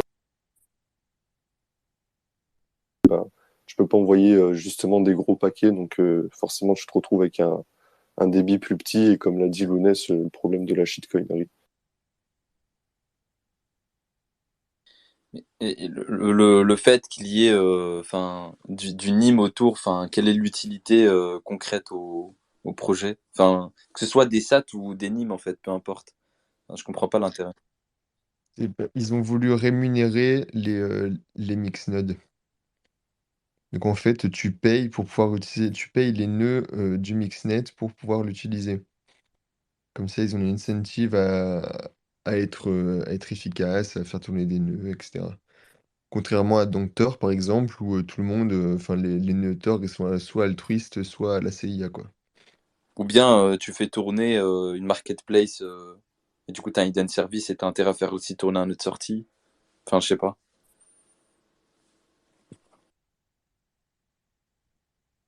Ouais, mais c'est toujours une histoire d'incentive, quoi, comme tout le temps. Euh, je Et rebondis, j'ai peur qu'on s'écarte, mais je rebondis là-dessus. Comment ça se fait qu'aujourd'hui, des personnes arrivent à quand même se faire réprimander, en tout cas reçoivent du courrier, etc., ou peuvent même se faire shutdown sur des nœuds de sortie Enfin, le principe, c'est pas justement d'être assez safe sur ce point-là. Enfin, bah, pas les nœuds de sortie. Les nœuds de sortie, c'est eux qui récupèrent tout le trafic des nœuds qu'utilise Tor et qui les sortent ok. sur le ClearNet. Donc c'est normal que eux ils se fassent tomber dessus. Quand tu as un nœud au milieu, quand tu es un garde sur le réseau, il n'y a pas de problème parce que tu prends, enfin ça rentre en Tor et ça sort en Tor, quoi. alors que l'exit node, c'est lui qui déchiffre tout et puis qui fait les requêtes clear et net à la fin. Donc selon ce que tu regardes, ça peut lui retomber dessus. Mais donc, c'est pas vraiment un. Parce que pour rebondir sur le premier sujet dont on parlait tout à l'heure, concernant les nœuds, enfin, même si tout le monde passait du coup sur Tor, on peut quand même vachement analyser. Enfin, le point, ça va être sur les nœuds de sortie. Donc là, il y aura peut-être un incentive politique ou économique à, euh, à s'attaquer aux nœuds de sortie globalement. Enfin, je sais pas jusqu'à quel point ça peut s'effectuer vu que les gens peuvent le faire dans le monde entier. Mais globalement, tu t'attaques à la majorité du marché, en tout cas dans le domaine occidental. Enfin, et vu que c'est les, on va dire, c'est les plus probables. En tout cas, les acteurs occidentaux, c'est les plus probables d'attaquer. Et c'est là où la plupart des nœuds se trouvent et qu'on peut les identifier. En tout cas, les nœuds de sortie et qu'on peut les affilier du coup avec des identités. Et je sais pas quel moyen d'utiliser. En tout cas, ils ont la force pour le faire. Enfin, est-ce que c'est pas un gros problème à ce niveau? Ou alors on est encore trop loin d'en arriver là, quoi. Bah déjà, comment dire, un nœud de sortie, en gros, il va juste router des paquets. Donc, tu peux taper sur un opérateur de nœud de sortie. Enfin, c'est pas vraiment utile puisque c'est le réseau Tor qui permet, entre guillemets, de faire tourner des nœuds de sortie qui vont te faire sortir n'importe où. Donc, je vais taper sur, comment dire, un mec qui fait des exit nodes, on a un autre qui va en faire, etc. Et en plus de ça, il faut que comment dire, l'exit node ait eu, comment dire, une activité malicieuse, puisque tu as quelqu'un qui l'a utilisé pour les raisons en question. Et imaginons que c'est pour de la censure, puisque tu rejoins, je sais pas, un site qui est censuré dans ton pays ou quoi que ce soit. Et ben à ce moment-là, comment dire, l'hébergeur, il a plus intérêt à utiliser vraiment correctement le réseau Tor. Comme ça, il n'y a plus le problème des nœuds de sortie, puisque le trafic, il sort plus sur comment s'appelle, le ClearNet et par les nœuds de sortie, où ça va être en partie déchiffré, quoi. Et après, s'ils essayent de taper plus globalement dessus, tu peux toujours prendre, comment dire, des services de hosting sans KYC. Comme ça, tu fais tourner un VPS et si jamais il y a un problème, bah, il n'y a pas de nom, etc. derrière, donc tu peux rester assez Yep, tranquille. mais aujourd'hui, une attaque, enfin, je sais pas quel est le nombre de nœuds de sortie aujourd'hui, mais une attaque globale, ce serait le plus efficace plutôt que les identifier. Donc aujourd'hui, est-ce que enfin, je pense que c'est beaucoup plus facile, par exemple, d'attaquer Tor, parce qu'on parle beaucoup d'attaquer Bitcoin. Mais si attaquer Bitcoin par le prisme de Tor est beaucoup plus simple, peut-être que c'est un bon moyen de faire, quoi. Enfin, je sais pas. Ou c'est un système beaucoup trop dystopique pour arriver là où les moyens. Moi, je me pose une question là. Comme dans le cas de Bitcoin, on utilise des hidden services. Mais est-ce que quand tu communiques avec un hidden service, il y a des exit nodes entre les trois points là de rendez-vous? Est-ce que le point de Non, non, c'est rendez-vous juste doit des être... relais. C'est, Ok, comment dire, tu vas contacter le Hidden Service Directory. Lui, après, il va essayer enfin, normalement, c'est lui qui essaie de contacter, comment dire, le Hidden Service pour lui dire que tu vas faire un contact avec lui. Et à ce moment-là, après, vous faites un circuit. Donc, toi, tu as, comment dire, deux nœuds, enfin, deux relais qui sont de non-sortie, entre guillemets. Donc, qui passent juste comment dire, dans le réseau Tor. Et du coup, les deux nœuds des deux personnes, bah, ils se rejoignent en forme de circuit, quoi, comme le circuit pour sortir sur le clear. Et puis voilà, tu fais ta communication. Et du moment que, comment dire, l'administrateur, bah, il a bien programmé son site, etc., pour que t'aies pas des trucs qui ressortent sur toutes les interfaces et que ça passe bien tout par Tor, et ben, il n'y a pas de raison pour que ça fuite. ok, donc ça ne touche pas du tout le ClearNet lorsque tu utilises un hidden service, quoi. Tu n'as pas de nœud de sortie. Le troisième hop n'est pas un nœud de sortie. C'est juste un relais normal qui va communiquer à un autre relais en, en oignon avec le point de rendez-vous qui est fixé Exactement. la hash table, la table de hash. Ok. Et même si du coup comment dire, les relais étaient malicieux, il pourrait dire que bah, la personne, enfin, je sais pas, Bob a contacté abc.oignon, mais il pourra pas déchiffrer le trafic derrière. Donc, tu as toujours Ouais. une Mm. certaine couche, un peu comme avoir un HTTPS à la fin. Ouais, ouais. Ok.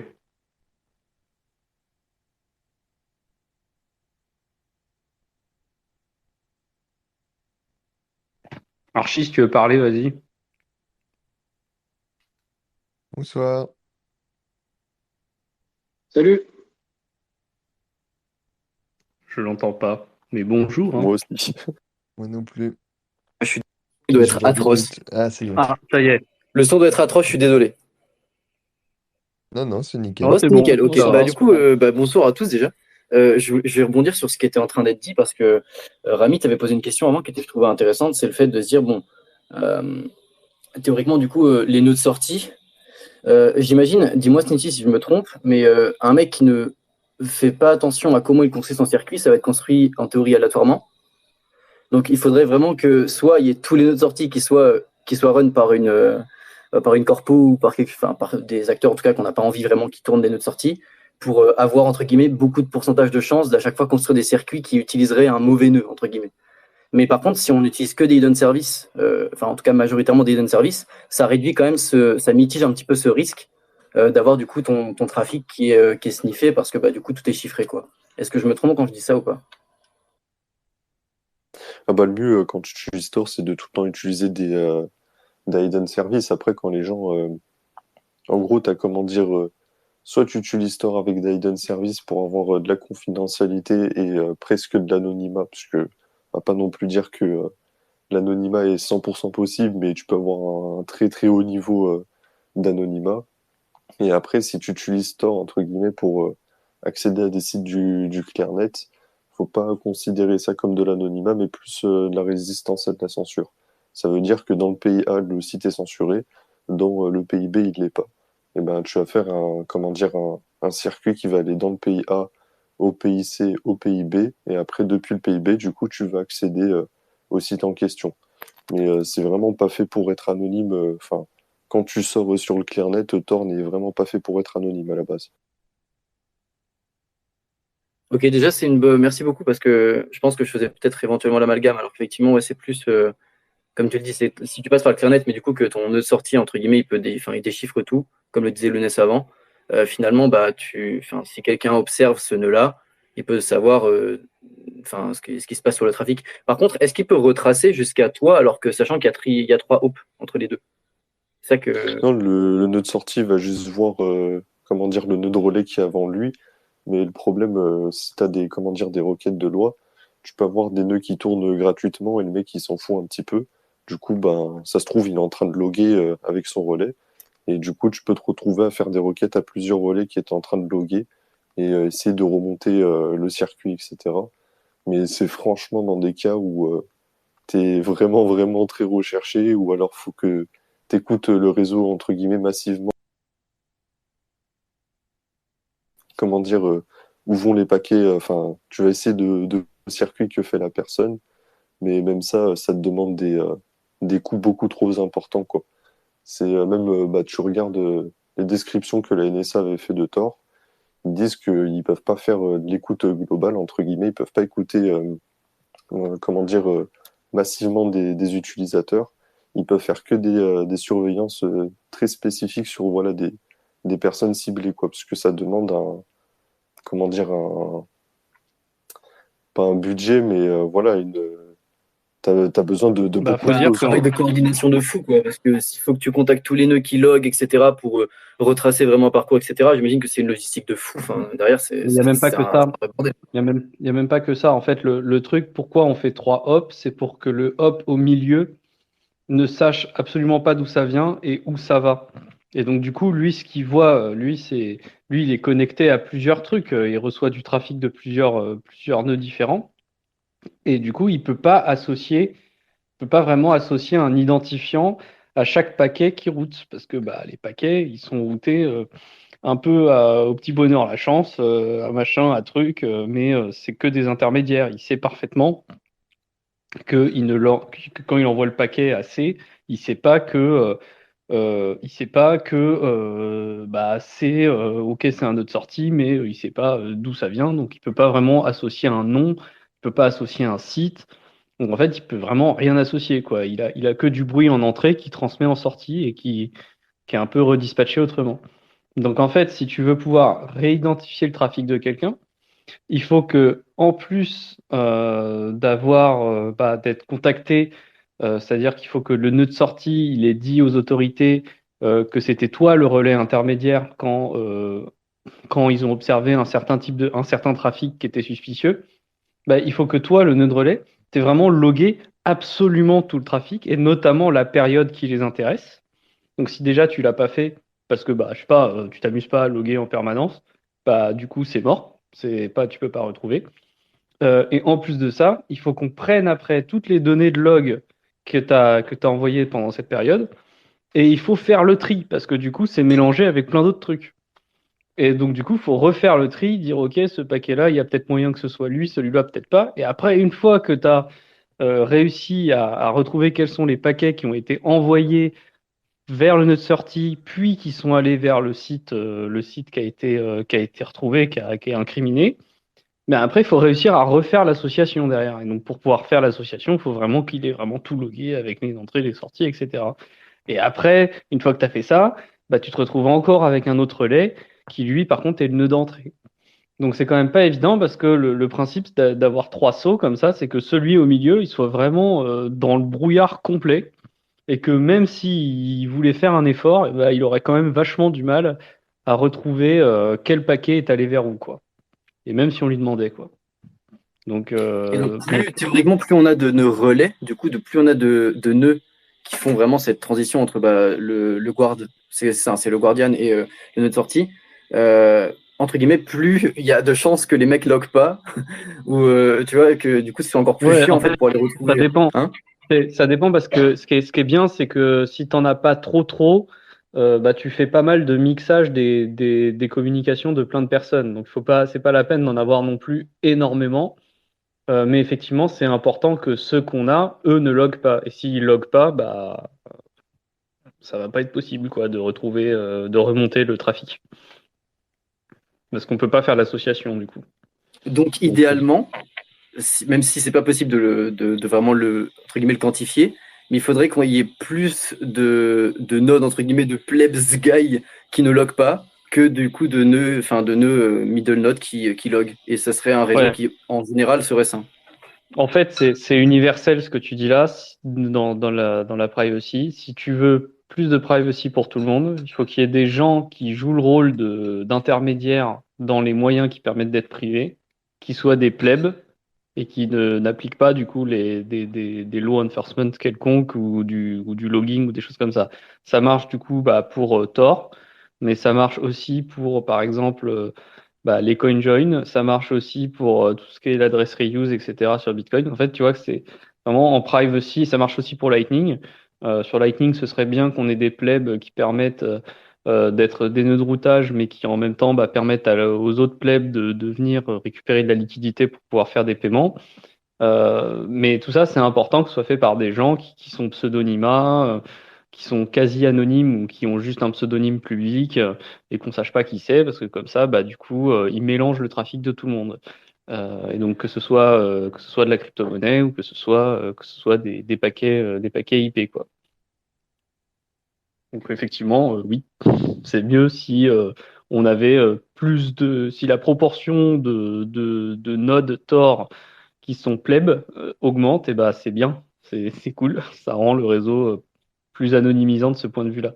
Après, bah, plus il y a de personnes qui utilisent Tor, plus il est anonymisant aussi. C'est une histoire de nombre, parce que la privacy, c'est pas à propos de soi, c'est à propos de notre rapport aux autres. Et donc, c'est parce que les autres sont là que je peux être privé. C'est parce que je me mélange à la foule que l'on ne me remarque pas. Voilà. Alors, il y a un peu, je pense que il y a une confusion parce qu'il y a, comment dire, le côté privacy où tu protèges, une information. Il y a le côté anonymat où, comme tu dis, où là, tu as besoin d'une foule, etc. Parce que techniquement, si tu as juste besoin de confidentialité, à ce moment-là, bah, t'as pas trop besoin, par exemple, de Tor ou quoi que ce soit. Tu prends juste un VPN où, justement, tu as un administrateur qui va vraiment protéger ta privacy en mettant pas les logs, qui va utiliser de la cryptographie pour faire le tunnel, etc. Bah là, du coup, tu respectes ta vie privée, mais t'es pas anonyme derrière. Par contre, quand tu vas utiliser Tor et que tu as plusieurs personnes qui rentrent avec un réseau communautaire qui va mixer le tout, bah là, tu as de l'anonymat. Ouais, on est d'accord. Ouais, c'est vrai. L'anonymat, ça vient vraiment de la foule. Alors que bon, la privacy, oui, tu peux en avoir un peu via le chiffrement déjà, effectivement. Même si après, ce qui fait que le VPN protège ta privacy, c'est aussi le fait que plusieurs personnes utilisent le VPN.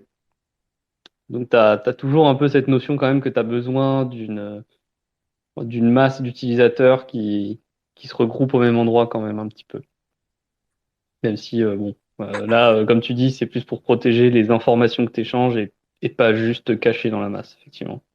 Après, j'ai un peu de mal des fois sur des fois les interventions que tu donnes, Snitchy, tu vois, entre l'anonymat et le pseudonymat, ou surtout là, pas par rapport à la privatisation de certains comportements d'une personne donnée, mais plus du côté vraiment anonymat ou pseudonymat. Enfin, je vais être lourd et peut-être tu vas penser que je suis chiant là-dessus, mais concrètement, tu es toujours associé à un principe d'identité, mais à laquelle tu accordes une valeur plus ou moins forte. Enfin, tu es toujours soit une IP, soit une adresse MAC, soit une clé publique, tu vois. Enfin, on t'associe toujours à quelque chose, une information, et tu peux avoir plusieurs, ce que tu appelles identité ou non. Donc, anonymat, enfin, en vrai, non, jamais, tu vois. L'anonymat, peut-être, c'est le fait que tu arrives à avoir une multitude d'identités sur laquelle on n'arrive pas à regrouper tes identités. C'est peut-être là on se rapproche un peu plus de l'anonymat, mais anonymat non. En fait, on est toujours sur un pseudonymat plus ou moins prononcé et plus ou moins centralisé vers certaines identités. Enfin, de mon point de vue, peut-être je peux me tromper, mais Oui, bah, de toute façon, tu regardes, hein, la définition de l'anonymat, c'est quand tu prends une action ou comment dire, une information qui n'est pas reliée à une identité. Donc, si tu es sur Internet, techniquement, bah, ton adresse IP, c'est un peu comme ton identité, même si, franchement, bah, tu peux avoir plusieurs personnes qui passent par le même FAI, et à ce moment-là, bah, une adresse IP, ça veut plus dire grand-chose. Pareil pour l'adresse MAC, puisque c'est qu'un appareil, donc tout le monde peut passer par comment dire, le même appareil. Mais oui, après, comment dire, l'anonymat, entre guillemets, complet sur Internet est impossible, puisque rien que pour connecter bah, dans un réseau, tu as besoin d'identifiants. Donc ça va être compliqué d'avoir quelque chose voilà, de complètement anonyme. Par contre, tu peux avoir comment dire, un pseudonymat tellement élevé où tu as un pseudonymat quasiment unique, où si tu fais attention, voilà, tu as toujours une nouvelle identité quand tu vas faire un post, ou alors tu vas avoir une identité unifiée quand tu utilises Tor, parce que tu as toujours la même fingerprint que tout le monde, etc. Donc tu as quand même des formes, enfin, je veux pas dire que l'anonymat, entre guillemets, 100% existe, mais tu peux avoir des niveaux d'anonymisation qui sont très élevés, quoi. Et donc Bitcoin est anonyme? bah si sa définition, si il considère cette définition, moi c'est pour ça que le mot anonymat je l'aime pas. Tu vois, après c'est mon point de vue, je sais pas ce qu'il vaut, mais anonymat en fait ça n'existe pas, et même s'en rapprocher ça veut toujours rien dire selon moi, mais c'est juste attacher des pseudonymes qui ont peu d'utilité ou peu d'importance pour toi, et le but c'est de le diluer le plus possible. Et sur Bitcoin ça respecte ça, donc si pour toi ça c'est de l'anonymat, je trouve que oui, en vrai Bitcoin est plutôt anonyme. C'est juste que nous peut-être la perception de l'identité, on la réfère beaucoup en fait au registre tu vois, étatique qui va enregistrer ton nom prénom. Donc je sais pas Mais anonymat, ça veut dire qu'il n'a pas de nom. Une clé publique, ça n'a pas de nom. ouais. Donc, ouais. Après, j'avais vu aussi, parce que j'en avais parlé, c'était il y a un an à peu près, j'avais parlé avec, mince, je ne me rappelle plus comment il s'appelle, et il m'avait montré, c'était la définition qui était différente justement, qui disait plutôt ce que disait Snitchy sur l'anonymat. Mince, je me rappelle plus le nom là, de cette administration française qui est... Bon, c'est pas grave, bref. Ah, on a une demande. Ouais, sinon, moi, sur l'anonymat, en fait, le vrai problème, c'est qu'est-ce que vous appelez une identité, finalement. Hmm. Et moi, j'ai tendance enfin, moi, de mes réflexions là-dessus, ce que j'ai tiré, c'est qu'une identité, c'est juste un historique. Un historique qu'on peut associer à une seule entité. Donc pour moi, j'appelle identité tout ce qui est un historique. Et en fait, c'est là que tu te rends compte que finalement, si on définit l'anonymat comme euh, une action qui n'a pas sans identité, enfin quelque chose, une interaction mais sans identité, en fait c'est impossible parce que l'interaction en elle-même fait partie d'un historique. Donc il y a une identité qui est créée au moins par l'interaction, le simple fait que l'interaction existe crée une identité. Mais là où là où on peut dire peut approcher l'anonymat, c'est en disant que bah, chaque interaction est sa propre identité. Finalement, c'est un historique qui n'est composé que d'une seule interaction à chaque fois. Et donc, du coup, ça n'a aucun intérêt d'appeler ça une identité, de lier plusieurs interactions ensemble pour créer ce qu'on va appeler une identité. Donc, bon, c'est pour ça qu'à mon avis, l'anonymat, ça peut exister si on suppose qu'on se dit, bon, bah, on sait que tout événement va créer une identité, mais justement, comme disait Snitchy, on va en créer une nouvelle à chaque fois, de façon à ne pas créer un historique qui soit plus grand que l'unité d'interaction, quoi. Une interaction, c'est l'historique, quoi. Voilà. Après, bon, bah, c'est chacun a son avis là-dessus, parce que finalement, c'est jamais très clair.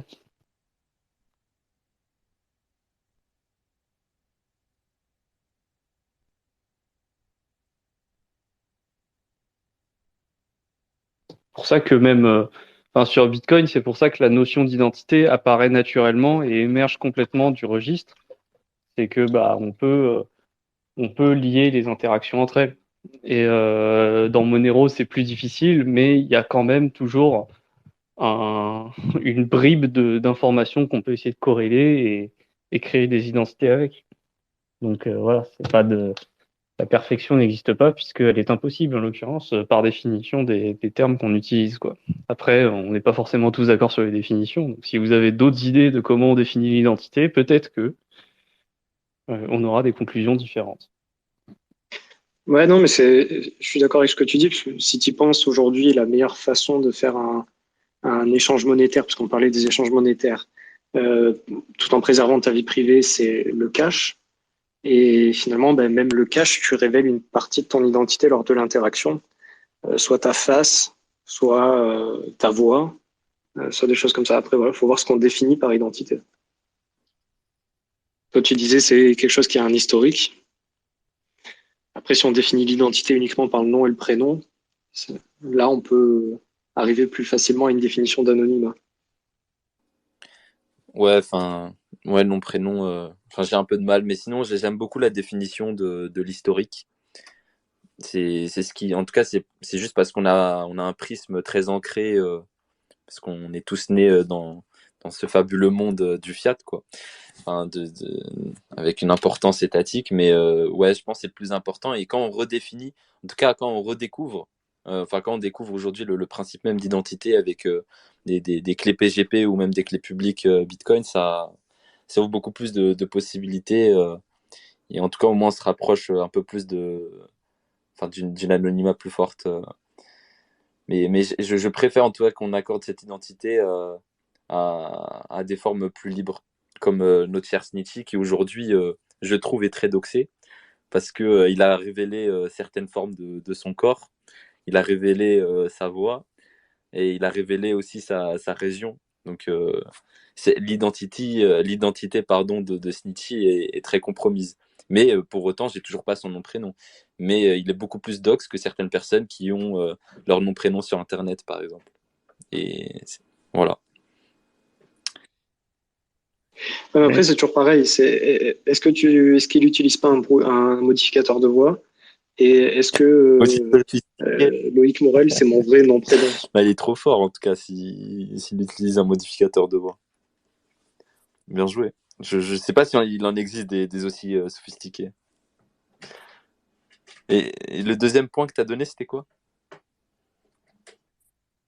Est-ce que Rami, c'est vraiment ton prénom? Ouais, bah, tu vois, je te donne l'info, mais j'ai 4 prénoms, tu vois, donc c'est pour ça que ça veut pas forcément dire grand-chose. Non, mais même, tu peux prendre un prénom qui n'a Ouais. rien à voir avec ton identité administrative. Bah, regarde mon pseudonyme, par exemple. Quoi? Tu t'appelles pas Théodore? Alors, je m'appelle pas Théodore, non, ça non, mais je m'appelle bien Théo, par Ah, contre, c'est ok. bien le prénom, oui. Ok, ok. Mais Il par est à contre, moitié Pontamis, doxé c'est du pas le coup. nom. Ouais, je suis à moitié doxé, Parce que moi. c'est pas Pontamis son nom de famille. C'est pas Pontamis le nom de famille, non. Il y en a qui pensent ça. Parce que Ah moi, il y en bah, avait un jour qui m'avait identifié parce qu'il avait cru que Loïc Morel faisait du plagiat sur Loïc Pendule. Il croyait que Pendule, c'était mon nom de famille. En vrai, je me ah, dis que si on reprend l'exemple de Pantamis tout à l'heure, pour le cash, ça voudrait dire que si tu veux avoir, entre guillemets, donc le meilleur anonymat possible, c'est le fait donc d'avoir une seule interaction à chaque fois avec les personnes avec qui tu as des interactions. Ça veut dire qu'un mec qui veut, entre guillemets, garder son anonymat complet sur du cash, il faut qu'à chaque fois, il engage quelqu'un pour faire la transaction à sa place, que genre il ne se montre jamais.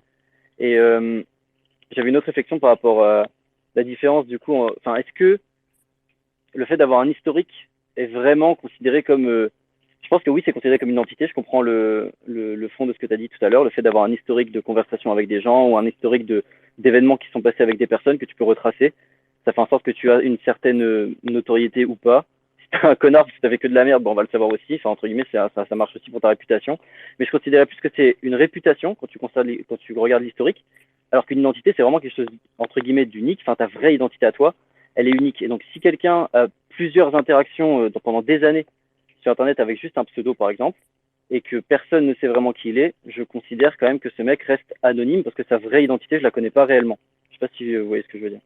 Ouais, mais Bah, c'est quoi c'est que tu plus définis du. par vraie identité? C'est Ouais, c'est ça. identité administrative? Ouais, c'est vrai. Ouais, je vois ce que tu veux dire. En gros, ouais, je sais pas comment expliquer ça. Je dirais qu'il y a une identité, toi en tant que personne, il y a ton identité administrative. Ça, effectivement, je pense que c'est plus ça que je voudrais dire dans le fond de ma pensée. Mais si, si par exemple tu changes du jour au lendemain, je sais pas, d'identité de nom, par exemple d'identité administrative, comme tu dis, je sais qu'il existe des services où tu peux partir dans un autre pays, etc. Je me suis pas assez renseigné dessus, mais j'imagine que ça doit exister. Des sortes de services où vraiment tu balayes un petit peu. Si tu t'en vas ailleurs, en tout cas, on peut pas savoir qui tu es. Mais par contre, ton identité en tant que personne, si personne te voit réellement, genre que tu as juste un nom, prénom, une carte de naissance parce que tu es né en France, etc., tant que cette identité-là, pas administrative justement, est pas découverte, pour moi, tu restes quelqu'un d'anonyme. Est-ce que Ouais, tu ça parles parle à des plus gens? de pseudonymat renforcé que d'anonymat. Parce que techniquement, tu as, comment dire, bah voilà, un nom, par exemple, moi, je m'appelle Snitchy. On n'a pas mes informations personnelles qui sont liées à ma vie, quoi. Enfin, des vraies informations voilà, personnelles. Mais je reste, comment dire, identifiable sous le nom de Snitchy. Du coup, j'ai un pseudonymat. Ouais, mais je pense que Ouais, ok, là, on d'accord. se trompe quand on dit ça, parce que quand on parle d'identité administrative, tout ça, ça implique derrière qu'on utilise justement un certain historique de manière obligatoire pour certains services dans notre vie. Bah non, regarde-moi Donc, exemple, imaginons, je veux voir ma famille, je vais pas leur dire que je m'appelle Snitchy, je vais leur dire que je m'appelle, imaginons, Arthur. oui, d'accord, mais justement, c'est ce que je dis, c'est que ton nom, prénom, tu es obligé de les utiliser pour certains services de l'État. Mais ma famille, c'est pas l'État. Non, mais voilà, quoi, tu m'as compris. Du moment que tu es né, euh, a priori, si tu es déclaré, il y a ton nom, ton prénom. Mais du coup, il faudrait réfléchir plutôt sans prendre le prisme de l'État et de l'administration et tout ça. C'est-à-dire juste si on imagine juste une société comme ça, sans État, où il n'y a pas forcément de nom, prénom, tout ça. Et quand tu réfléchis comme ça, je pense que la définition de Pantamis, elle match beaucoup mieux au niveau de l'historique. Par exemple, moi, je pense que tu peux avoir un historique, même sans avoir de prénom, et du coup avoir une quelconque identité parce que les gens t'assimilent à ce que tu as déjà fait. Donc, moi, je parle plutôt de réputation lorsque tu regardes l'historique. En fait, réputation ou identité, c'est quelque chose de très proche, finalement. Tu attaches des réputations à une identité. C'est souvent ça qu'on va te dire. Donc, par Oh, mec, exemple, bien vu, très bien vu ça. tous les systèmes de DID, là, de Decentralized Identifier, des genres on va dire des genres de NFT, mais à vocation d'identité et qui sont pas échangeables, théoriquement. Euh, Dans les DID, bah justement, c'est vraiment vu comme ça. T'as l'identité qui est créée sur la blockchain pour garantir justement l'intégrité d'un historique. Et on peut attacher à cet historique des réputations, des certifications, par exemple, des signatures de d'autres personnes, de certains établissements, par exemple pour des diplômes, ou encore des permis de conduire, ou une nationalité, ou effectivement un nom. Enfin, peu importe. Mais ces certifications n'ont pas à vocation à être on-chain, hein. Elles ont juste vocation à référencer cette identité. Et plutôt que de le référencer comme dans le cadre administratif par un nom, un prénom et une date de naissance, une ville, etc., ou un numéro, à la place, on va référencer un historique sur une blockchain. Donc voilà, c'est un sujet qui est compliqué, mais les gens qui ont travaillé là-dessus, là sur les deeds, ils ont quand même, j'ai l'impression qu'ils ont quand même creusé leur truc parce que c'est de eux que finalement je tire cette définition de dire que l'identité c'est un historique, et que c'est simplement qu'on choisit, enfin que l'entité qui a produit cet historique a choisi de lier les choses et de permettre la liaison des choses. Euh, mais d'ailleurs, voilà, une identité peut se décomposer en plusieurs sous-identités. Par exemple, Snitchy parlait du fait que il va pas se présenter pareil à sa famille qu'il se présente à nous en ce moment. Et finalement, tout ça, c'est normal, hein, et c'est comme ça qu'on est. C'est finalement l'identité, c'est une sorte de construction, quoi. Donc c'est juste qu'on décide on décide arbitrairement de clusteriser les choses ensemble. Et c'est pour ça d'ailleurs que l'analyse de chaîne, c'est quelque chose qui n'a pas vraiment de fondation scientifique, de base scientifique, puisque de toute façon, tout ça, c'est du construit, quoi. Il n'y a pas de sens à essayer de lier des choses ensemble qui, par nature, peuvent ne pas l'être, si dès lors que les gens font un peu l'effort que ce soit pas le cas. Voilà. Donc c'est compliqué, mais c'est et donc notamment les identités dans les decentralized identifiers, c'est effectivement des clés publiques, mais c'est des clés publiques pour lesquelles on peut faire des rotations, notamment le fait d'avoir la possibilité de faire une rotation de clés, c'est-à-dire de pouvoir spécifier quand une clé ne doit plus être utilisée et quelle doit être la prochaine à être utilisée, et ce de manière safe, parce que quand on y pense, c'est vachement dur de faire ça de manière safe. Voilà. Mais donc voilà, c'est un sujet qui est évidemment très intéressant parce que dans les deux sens, ça touche à l'aspect anonymat, privacy, mais aussi du coup à l'aspect réputation sur Internet, ce qui est quand même pas rien, quoi. Donc l'Internet de la confiance, quoi. Puis ça renvoie également aux questions de tout ce qui est attaque civile, proof of work et compagnie, le fait de pouvoir identifier que l'on est une seule identité.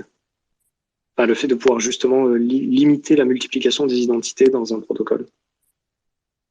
Ouais, c'est ça exactement, parce que du coup, le protocole, il définit ses propres identités, et s'il n'est pas capable d'en supporter beaucoup, du coup, on peut l'attaquer là-dessus, effectivement, parce que ça. Enfin, il y a pas tu peux pas universellement définir ce que c'est qu'une identité. C'est pas une notion objective, on va dire. Après, il y en a qui pourraient se dire, ouais, mais ton corps, c'est une identité, enfin voilà, ta matérialité physique, c'est une identité Ton qui iris. est, qui est difficile à retirer, quoi, à séparer du reste. Mais bon, enfin, peut-être que effectivement aujourd'hui c'est le cas. Mais comme j'aime bien dire, il y a des cellules de l'organisme qui se renouvellent très souvent. Et je suis pas sûr que ça ait du sens de dire qu'on soit vraiment défini par nos cornets, simplement parce que c'est des cellules qui se renouvellent pas, quoi. Voilà, ça a quand même pas de sens non plus au sens intuitif de la définition d'identité.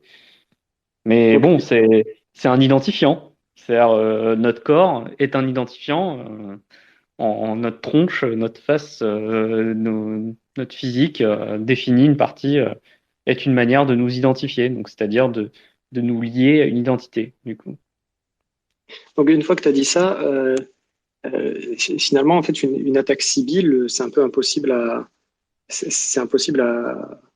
contrer. C'est C'est impossible extrêmement difficile. Et du coup, comme tu me disais qu'on ne pouvait rien faire au niveau du corps et de l'identité, on peut que s'en rapprocher, mais on peut pas résoudre vraiment de façon définie les attaques civiles. Et donc c'est pour ça aussi que c'est beaucoup plus intéressant de faire des systèmes qui les rendent coûteuses plutôt que d'essayer de les contrer. C'est ça. Et des fois aussi, tu te retrouves avec des considérations bizarres. C'est que enfin, si tu regardes un peu, on a eu ça quand il y a eu les Fidelity Bonds sur Join Market, mais ça rejoint aussi la Proof of Stake.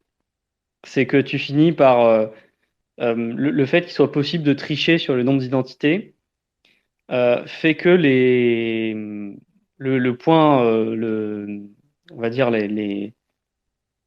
le point auquel tu tombes, enfin la fonction sociale qui va être réalisée, il ben va pas matcher finalement ce à quoi tu t'attendais au départ. Donc si tu prends par exemple la proof of stake, tu te dis mais pourquoi par exemple donner un stake qui est proportionnel aux coins qui ont été bloqués? Pourquoi on donne pas par exemple à tout le monde, à tous ceux qui bloquent des coins, le même stake? Et la raison est simple, c'est que si on fait ça, bah évidemment que tout le monde va mettre le minimum possible et puis créer plusieurs staking pour in fine avoir une récompense qui est proportionnelle à la quantité de stake qu'ils avaient. Donc même si tu voulais pas faire de la proof of stake, tu te retrouves avec de la proof of stake. Et tu as ça dans beaucoup d'endroits. J'avais eu ces considérations-là, par exemple, sur les op return, où je disais, mais en fait, il vaut mieux mettre un op return parce que si t'en mets pas, de toute façon, les gens vont essayer de mettre de la donnée on-chain. Mais en mettant un up return, tu forces les gens à le montrer. Enfin, tu incites les gens à le montrer. Et donc, dans le proof of stake, c'est pareil. En mettant un stake qui est proportionnel dès le départ, tu incites les gens à montrer le stake qu'ils ont, plutôt que de s'amuser à le cacher et à faire des attaques civiles ou des choses comme ça. C'est un truc en mathématiques qu'on appelle le principe de révélation. C'est un principe qui dit que si tu as un choix social qui est réalisé par un jeu, par une fonction sociale, alors il existe une façon de réaliser ce choix social qui est en gros sans stratégie, c'est-à-dire les gens ont juste intérêt à répondre honnêtement quelle est leur préférence sociale pour que l'équilibre soit trouvé. Et donc, en fait, il y a pas trop le choix finalement. C'est un théorème qui est souvent utilisé pour démontrer qu'il n'y a pas de possibilité de faire un choix social, un certain choix social, parce que bah, justement, il faudrait qu'il y ait un moyen de le faire qui soit où les acteurs sont honnêtes. Et si les acteurs sont honnêtes et qu'on arrive à prouver que si les acteurs sont honnêtes, ils vont pas du tout faire, ça va pas du tout réaliser le choix social qu'on voulait réaliser, et bah, du coup, ça prouve qu'il n'y a pas de moyen d'aller vers ce choix social. Et donc, c'est un petit peu ce qui se passe avec la guerre des up return. Et in fine, la proof of stake, bah, ils ont jamais discuté le fait qu'ils pourraient faire une proof of stake où ils donnent moins d'argent que proportionnellement, mais c'est pas possible. Et en fait, les Fidelity Bonds, c'est exactement pareil. Pour les Fidelity Bonds, comme on veut éviter une attaque civile dans le join market avec des Fidelity Bonds, et ben, on donnait encore plus de récompenses aux gens qui bloquaient plus d'argent. C'était plus que proportionnel. Donc voilà, il y a des moyens d'inciter les gens à ne pas créer plusieurs identités.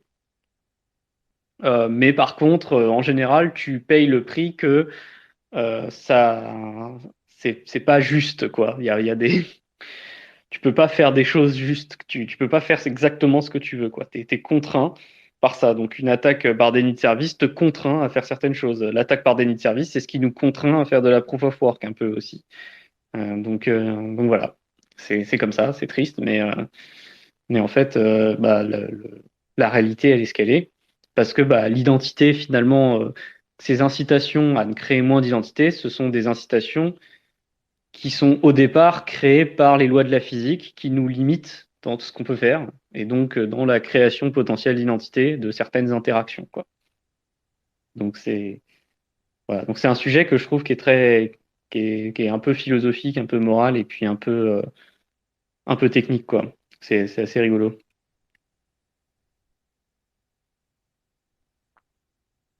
Bon, ça fait quasiment 2 heures. Est-ce que vous voulez faire une petite dernière question rapide ou on arrête là? J'avoue, je suis dans mon lit, je suis en train de m'endormir. Ah, on peut se les garder. Moi, je vais devoir y aller aussi, donc si vous voulez, on peut se les garder pour la semaine prochaine.